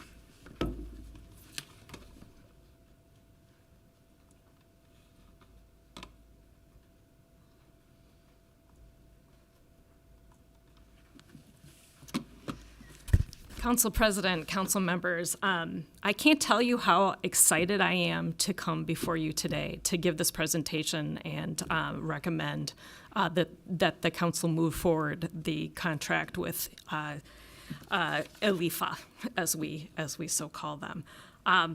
We first, oh my goodness, I don't know how to advance this. Here. There you go.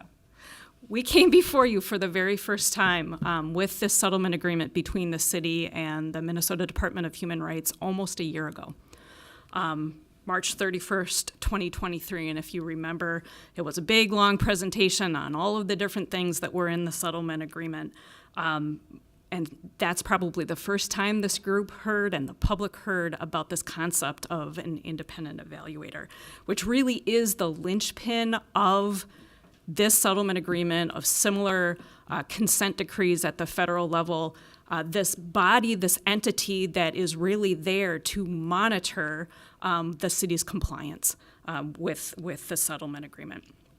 As you may recall, July 13th, 2023, The district court, Hennepin County District Court, approved the settlement agreement, issued it as a court order, and that date is the effective date by which many of the agreement's deadlines are measured. As you recall, the agreement requires policy change, trainings, plans for upgrades in facilities and systems and officer wellness, and compliance with all of this is going to be judged by the independent evaluator. So what is the independent evaluator? What's its role? Its primary duty is to fairly and efficiently evaluate compliance and move the city and the Minneapolis Police Department into compliance with the settlement agreement. The independent evaluator consists of a lead evaluator and a team of true experts to do a variety of things. Again, one, fairly evaluate and report to the parties and to the public. Very, very important. I'm going to get into this a little bit more. On progress by the city and MPD in implementation of the agreement. Number two, facilitate problem solving and dispute resolution between the city and the Minnesota Department of Human Rights. We tend to forget that we are actually still in litigation with the Minnesota Department of Human Rights, and mostly we are in agreement on things, but from time to time there become disputes, and the independent evaluator will be sort of our dispute resolver if that needs to come to pass. Third, and I really want to highlight this, the independent evaluator is there to provide technical assistance to the city and MPD, which ELIFA can do particularly well because of all of the expertise that is on its team. And then lastly, and by no means the least, conduct meaningful engagement with the communities of Minneapolis. So what the independent evaluator will do will be reviewing policies, trainings, plans, as well as feedback from the Human Rights Department, and providing the final approval on whether the city can go forward with those policies, with those plans, with the training, and give us basically that final stamp of approval that, yes, we have come into compliance with the settlement agreement. Under the terms of the settlement agreement, we have 2 years to work under the independent evaluator, at which point in time the city and MDHR together as parties actually can evaluate the independent evaluator's performance, make sure that they are serving the purpose that they are intended to serve. At that point, we could jointly agree to a replacement or move the court for a replacement, but that's really just sort of a fail-safe that we actually heard from many cities that are under consent decrees, that you need to be able to have an opportunity to make sure the independent evaluator is doing what you thought that they would be doing. So how did we get here, where we're putting a contract in front of you for approval? The selection process for the independent evaluator is actually laid out in great detail in the settlement agreement. The settlement agreement provides, and we did follow, an RFP process. We posted the request for proposals and got 6 responses, and then something sort of unforeseen happened, and that was that the Department of Justice actually completed its investigation and entered into a letter of agreement with the city of Minneapolis, agreeing that they would give us some feedback on our selection of the independent evaluator. So now knowing that we had at least some opportunity to have the Department of Justice at the table, and knowing what the investigation for DOJ found and the additional things that are likely to be requested in a consent decree by the DOJ, we tweaked our RFP a little bit, asking for some responses about specific items that are likely to be in a consent decree, and reposted that RFP. We invited the same 6 that originally responded to continue with us. We have those same 6, and then an additional 14 new RFPs that we were able to get by reposting. That did require us to go back to court and actually change some of the deadlines that we had under the original settlement agreement. The independent evaluator was supposed to have been selected within 120 days of that July effective date, but obviously our time frame was put off because of the need to repost, and then some of the deadlines in the settlement agreement that were tied to approval by the independent evaluator had to be shifted because obviously we weren't going to have the independent evaluator in place quite as early as we had expected. But we did wind up getting in total 20 proposals. And then we went forward and did first round interviews. We had lots of folks at the table to do those first round interviews. The selection panel included representatives from the Minnesota Department of Human Rights, the Department of Justice, my office, including our outside counsel, Jones Day, representatives from the Office of Community Safety, the police department, civil rights, IT, the mayor's office, and even some of you from the city council, council president, council vice president, and council member Jenkins were all at some point or another involved in the selection process. As you may recall, we came ultimately to 3 candidates that we recommended to go before the public to make public presentations, and these presentations were actually called for by the settlement agreement to give the public an opportunity to meet these 3 candidates, ask questions, give us feedback. And so we had presentations at the Humphrey School and at Plymouth Congregational, and the 3 candidates that came before the public at that point were Effective Law Enforcement for All, ALIFA, Roman Colfax, and Jensen Hughes. And then subsequent to those public presentations, MDHR and the city did ultimately agree to the selection of Effective Law Enforcement for All.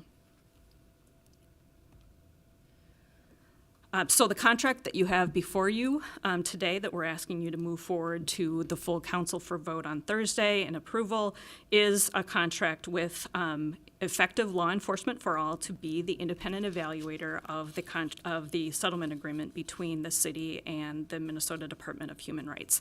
Just a little bit about ELIFA. David Douglas is the lead monitor. He has experience monitoring the DOJ consent decree in New Orleans.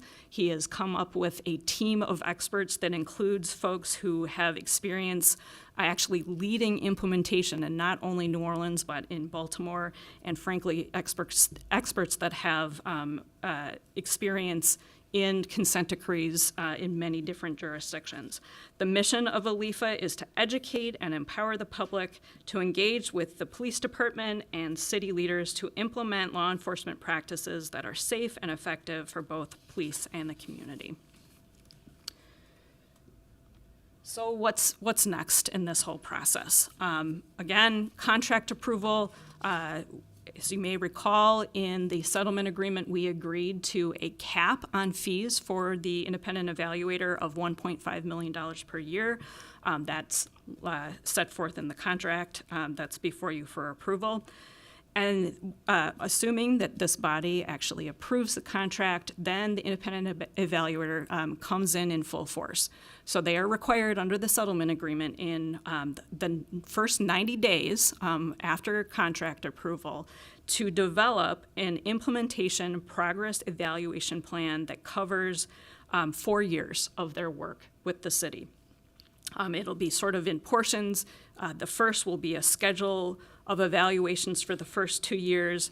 At that 2-year marker, it's going to be reevaluated to see if there are additional changes that need to be made or updates. But essentially, this 90-day plan is really the roadmap for the independent evaluators' approval process, engagement process, everything that we're going to see from the independent evaluator mostly for the next 4 years. It will include measures for evaluation, methods for communicating with the public and receiving public input. The settlement agreement requires that the plan includes at least in-person meetings every 4 months in different neighborhoods with the public, regular meetings with community stakeholders and officers. The plan has to have a protocol for communication, engagement, problem solving with the parties. So again, 90 days, that's a lot of work, and we expect that ALIFA will actually be coming to Minneapolis and be boots on the ground, meeting with community members and stakeholders to really build this 90-day plan. After that, again, we've got the plan, and we will have ALIFA plugged into the process to review the city's work to, essentially we do policy updates, we do training updates, we send them to the Department of Human Rights for their evaluation and comment, and then ultimately to the independent evaluator to give final approval. Other really important markers to be on the lookout for are semi-annual progress reviews and recommendations that are required of the independent evaluator. That's required under the contract and under the settlement agreement. And then they will be annually doing a community evaluation survey and an officer survey. You're going to see all of these things. All of these things are going to be actually posted on their website. One of the obligations under this contract and under the settlement agreement is for the independent evaluator to have a pretty robust website that has to include the evaluation plan, the semi-annual progress reviews, the community evaluation survey response, community meetings, court filings, their proposed budget and accounting, so the public can see what is their billings. Obviously, it's all within that $1.5 million cap, but there's got to be transparency about how they're spending the funds. And then obviously the termination evaluation when we get to that point. So I just want to talk a little bit about termination, because this is really what we're working for. As you may recall, the settlement agreement provides for a termination evaluation in 4 years from July 2023, so July of 2027. The independent evaluator will be doing a comprehensive evaluation to determine whether we have come into full and effective compliance with the settlement agreement. It will be determining whether we have actually made those policy changes, done the training, held folks accountable, and have done so in a sustained manner. And depending on the terms of the settlement agreement, that sustained manner means either for 1 year or for 2 years sustained compliance that we're able to show. And then and only then will the independent evaluator recommend to the court that the settlement agreement be terminated. There's not a lot of touch points with the court, but it is actually only the court that can fully terminate the settlement agreement because it is a court order. But the independent evaluator is a huge piece of actually making that determination and recommending to the court that the agreement be terminated. Partial termination is also something that's feasible if in that 4-year time period we've shown that we're in full and effective compliance with some things but not other things. The independent evaluator could recommend that some pieces of the settlement agreement be terminated and others not. I do want to remind everyone, just for full transparency, no other city has actually gotten out of a settlement agreement or consent decree in 4 years, but this is a really, really important thing for us to have this guidepost and something very, very concrete to work towards. It's our goal to be in full compliance in 4 years, even though it's a huge lift. I hope we get there, and I think that my team and MPD and so many other folks across the enterprise have been working so hard to make sure that we are in the best position we can be once this termination evaluation actually takes place. The last thing that I wanted to address is just this strange situation with the Department of Justice, because it does create this a different situation than, frankly, any other city in the country. We're really the only city who will actually have both a state agreement and a federal agreement at the same time. So knowing that, we agreed with the Department of Human Rights way back when we were actually starting negotiations that we needed to account for DOJ in this process somehow. So we agreed that we would try to get some feedback from the Department of Justice in the selection of the independent evaluator, and DOJ did agree to give us feedback and has given us feedback. But it's really important to note, because the Department of Justice does not have a consent decree with us yet, and because ultimately under the consent decree, it's actually federal court that will determine the monitor for the consent decree. DOJ can't be bound by our current selection. They did give us feedback. We took into account their feedback. We've done everything that we can to, set us up so that hopefully ALIFA will be the ultimate monitor, but we can't guarantee it. So what we did do with the Department of Human Rights in our settlement agreement was agreed that if it comes to pass that we've got a federal consent decree and the federal court chooses a monitor that's different from ALIFA, then our contract with ALIFA will automatically terminate, and the federal monitor will become the independent evaluator monitoring both the federal consent decree and the state settlement agreement. So that's kind of a strange complication, but we have done everything that we can to account for it so that we're only ever going to have a single entity that's monitoring our progress. And I'm happy to stand for any questions.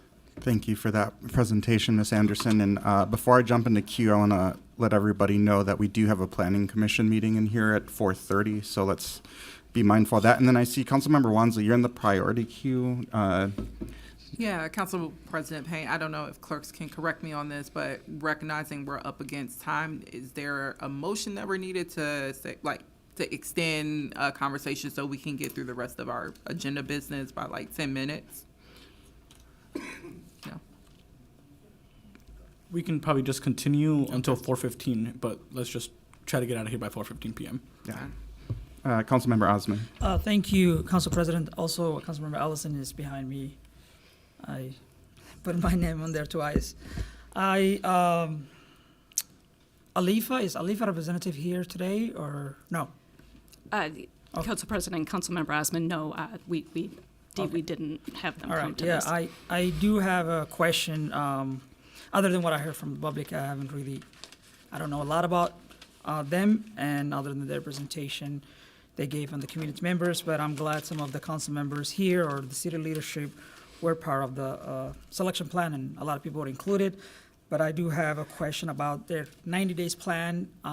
This is a group of organizations that's coming from outside Minneapolis, and there's large different communities here that have different language, different culture, and I really wanted to see if there's any plans of any of the meetings leadership had included a question. It's like, how do you approach community members that are from different country or different that speak different language, and what is their plan on addressing those communities? And there are different ways of approaching publicly. There are different language of communicating with them. I just don't want to. I hate to see a language that some of the community members in Minneapolis being left behind on this process. Thank you. Council President, Councilmember Osman, I can't speak directly to what their plans are in that regard, but one of the things that impressed me about Alifa is that they really have dug into the community in Minneapolis. I know that they don't come from here. I mean, and frankly, that's some of the independence that they bring. But they really have dug into the community and have started creating sort of this really interesting process map around what are the different community groups, what are the different stakeholders in Minneapolis. I will make sure that I communicate with them about the language issues. I imagine that they will have translators available. I can't imagine that they wouldn't. So, but very, very good point. Thank you. And it's not just the translator's expertise. Even connecting to our offices could be helpful. Thank you. Yeah. Very good Thank point. you, Councilmember Osman. Councilmember Ellison. Thank you, Mr. Chair, Council President Payne, totally want to affirm everything that Councilmember Osman said. It wasn't why I got in queue, but I think it's critically important to make sure that we've had everyone who's been positive, every community that's been positively affected by our public safety system has probably also been negatively affected by our public safety system. I know that we've got, folks in Hmong community, East African community across the board who have had, a wide array of experiences. So just want to lift that up as something really important. This is a topic I'm obviously very interested in, and could probably go have a lot of questions about, but mostly just want to affirm that I'm excited to see that we're moving. Wanted to affirm that I think that if we want this process to be successful, there's going to be a lot of things that no other city has done that we're going to have to somehow pull off in order to make this this process really successful. And so I don't mean to sound like a skeptic of the process. I'm probably a skeptic of everything, but I'm very much glad that this is happening, because I think we need this kind of accountability in our city. At the same time, I want to make sure that the public understands this is not nobody's coming to save us, right? Like, this is still a process that we have to lean into in order to get right.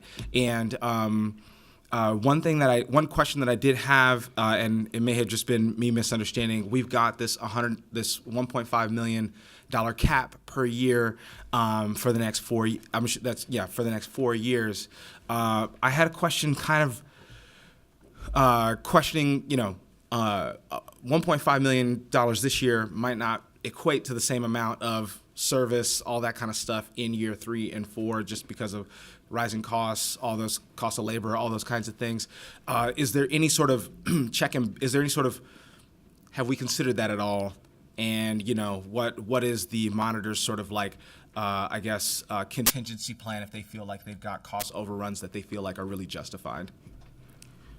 Council President and Councilmember Ellison, I mean, that's a good question. I mean, part of the RFP was agreeing to live within the budget. I suppose OLIFA could come to the parties and ask for us to agree to some different contractual term. That would be a big deal, and obviously that would have to come to you, would have to come to the, I mean, that would be a big modification of the settlement agreement.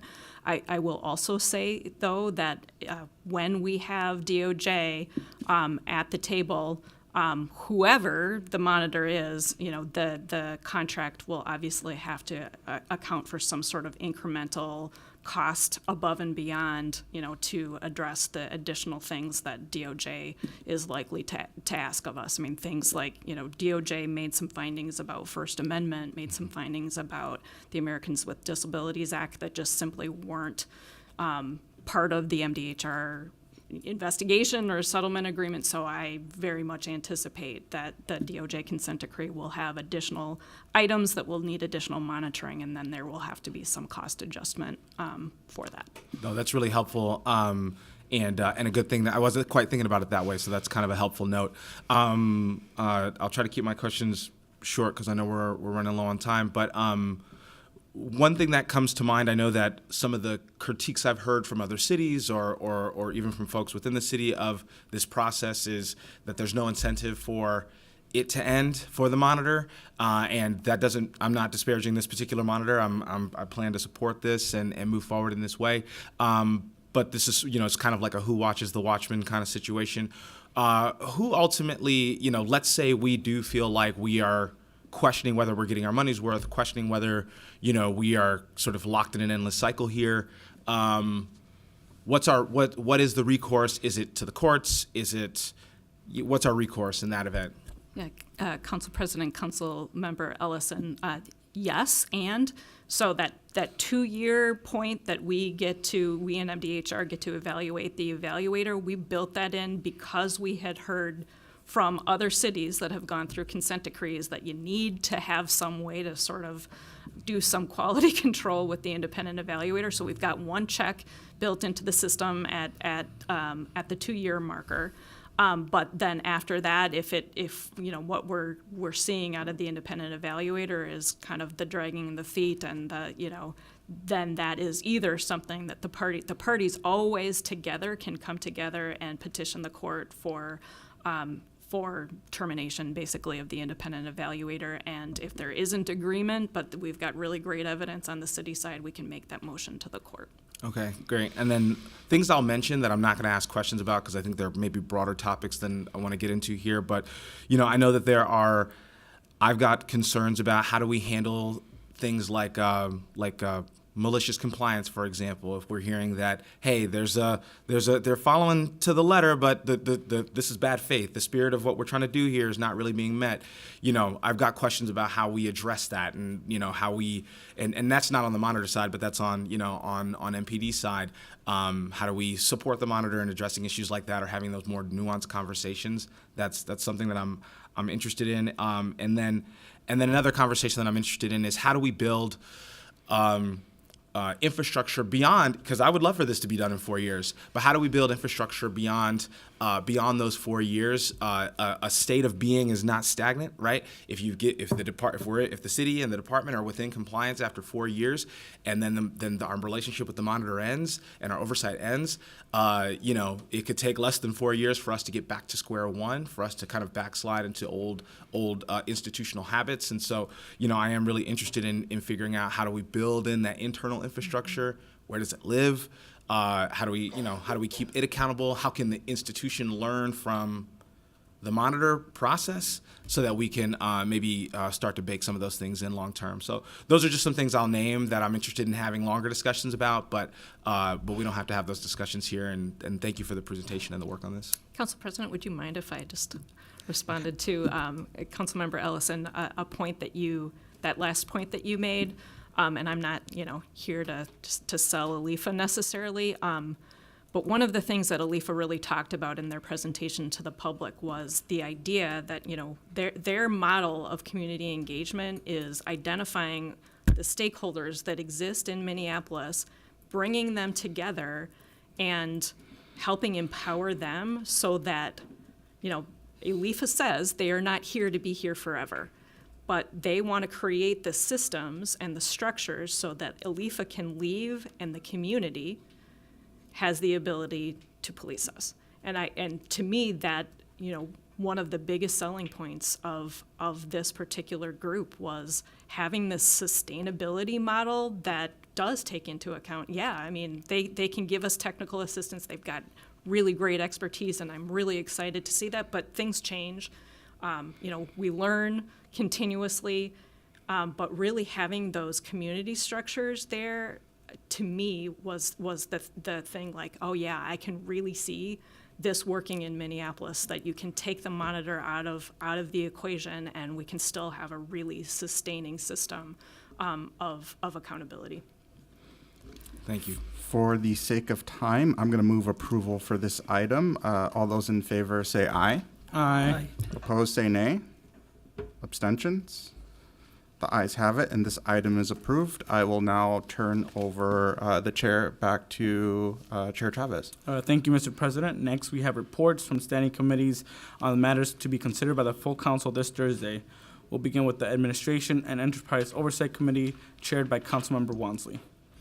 Thank you, Chair Chavez. I'm going to make this super speedy. The AO Committee is bringing forward 28 items for approval. Those are all listed in limbs. And also, I know Councilmember Koski will be bringing a revised motion for item number 27 on Thursday, and can provide a little bit more context for the motion that I'll be supporting alongside her then.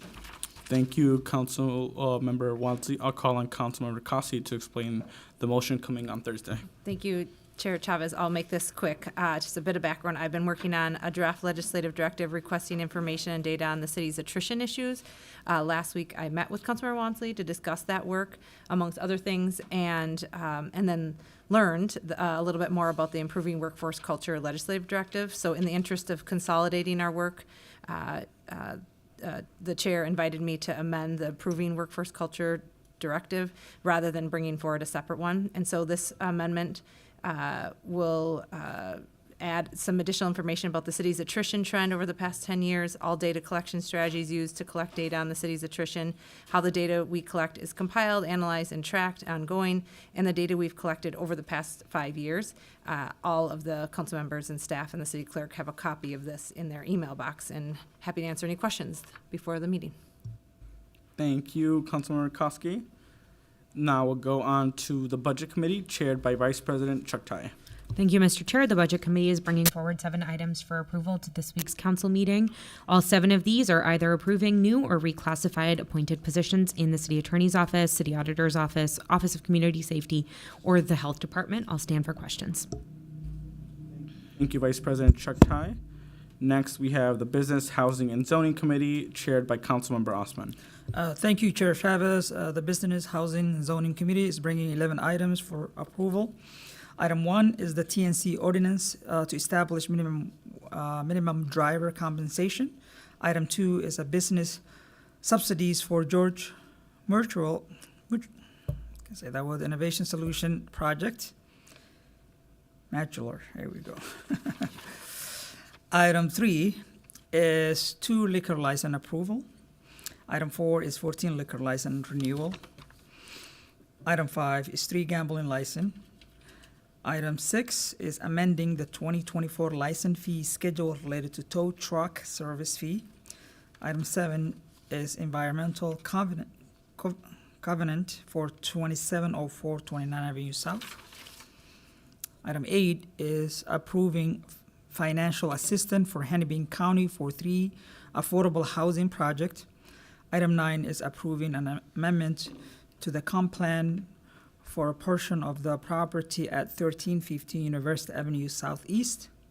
Item 10 is accepting a grant related to the African American Historic and Cultural Content Study. Item 11 is a revision of the 4D Affordable Housing Incentives Program guidelines. I will stand for any questions. Thank you. Thank you, Councilmember Osman. I'll first pass it to Councilmember Koski. Thank you, Chair Chavez. I just wanted to note that on Thursday, I'll be making a motion to amend item number 1. The amendment will institute regular external evaluations of the impacts of the ordinance to take place 6 months after the implementation date, 1 year after the implementation date, and annually each year after. The purpose of this amendment is to ensure that we seek and maintain clear data which shows the impacts of the ordinance on TNC companies, drivers, and passengers in the city of Minneapolis and across the region, so that in the future we can review and adjust the ordinance if necessary. And I have also sent a copy of this via email to all council member staff and the clerk. So please reach out if you have any questions. Thank you, Councilmember Koski. I'll pass it to Councilmember Cashman. Thank you, Chair Chavez. If I could ask a question of the authors. For sure. So my question is how was the date April 1st selected? What was the thinking behind that date in particular? So keep in mind, this was vetoed last year. So essentially, we actually predated from August to April 1st, essentially. So the goal was, 6 months ahead, there will be time or buffer time for implementation. So that is really the intentionality of April 1st. Also, you all received a memo from Amy Lingo, who was also here this morning, in regards to the biz presentation that she did on the ordinance that also highlighted any concerns around, let's say, new rideshare companies coming in and wanting to participate in licensing. She also affirmed that it would take right now about 2 to 3 weeks in order to move through that process. So, of course, we wanted to be cognizant of getting drivers the 15 minimum wage that they should have had 6 months ago, and also pairing that with, our existing licensing processes and timelines that range now between 2 to 3 weeks. So April 1st felt reasonable under those conditions. Okay. Thank you, Councilmember Cashman, for that question. That's something as an author I'd like to meet with you about that thing too. So. Yeah, my hope is that also talking with the state legislature that we can hear about where they're at, and so trying to see if we can align our date of implementation with their work. And I will talk with the authors in the next couple days about that. Yeah, we can definitely follow up offline. I do want to note these are 2 separate processes. As you know, the legislative body at the state has a completely different set of conditions that they're responding to when it comes to rideshare workers. I think we've touched base about this offline. And then also their session ends very, differently. But yeah, we can touch base around why we would like to expedite some urgency around something that should have been passed. Thank you. And like I said earlier, I'd love to meet with you about that, Councilmember Cashman. And then now we'll go on to, nobody else is on queue. the Climate and Infrastructure Committee, Councilmember Cashman. Thank you, Chair Chavez. So the Climate Infrastructure Committee is bringing forward 7 items to the council meeting on Thursday. One is sewer improvement project easements, 2, agreement with Metro Transit for E-Line Bus Rapid Transit Project. Number 3, Lowry Avenue Northeast Street Reconstruction Project Phase 1. 4, cooperative agreement with the Minnesota Department of Transportation and Hennepin County for the Hiawatha Lake Intersection Improvements Project. Number 5, updates to the shared bike and scooter program licensing fees. Number 6, traffic calming program legislative directive. And 7, cooperative agreement with the Minnehaha Creek Watershed District and the Park and Recreation Board for integrated planning and water resources projects in the Minnehaha Creek watershed. Thank you so much. Thank you, Councilmember Cashman. We'll pass on to the Intergovernmental Relations Committee, Councilmember Chowdhury. Thank you, Chair Chavez. The Intergovernmental Relations Committee is bringing forward 15 items for approval. All of these items are amendments to the 2024 Legislative Agenda and Policy Positions document. In the interest of time, I'm wondering if my colleagues are cool with us just moving all of these through. The legislative amendments are available on LIMS, and we went through quite a good process together as a committee of the whole at IGR in the last meeting. There's no objection to that. Thank you, Chair Chowdhury. We'll go on to the PHS Committee. I'll pass it to Vice Chair Wansley. Thank you, Chair Chavez. The PHS Committee has, all right, make sure, 6 items for approval. All of these items can also be found on LIMS, should there be any questions in between now and Thursday's council vote. Thank you, Councilmember Wansley. With that, we've concluded all business to come before the committee today, and hearing no objection, I'll declare this meeting adjourned. Thank you.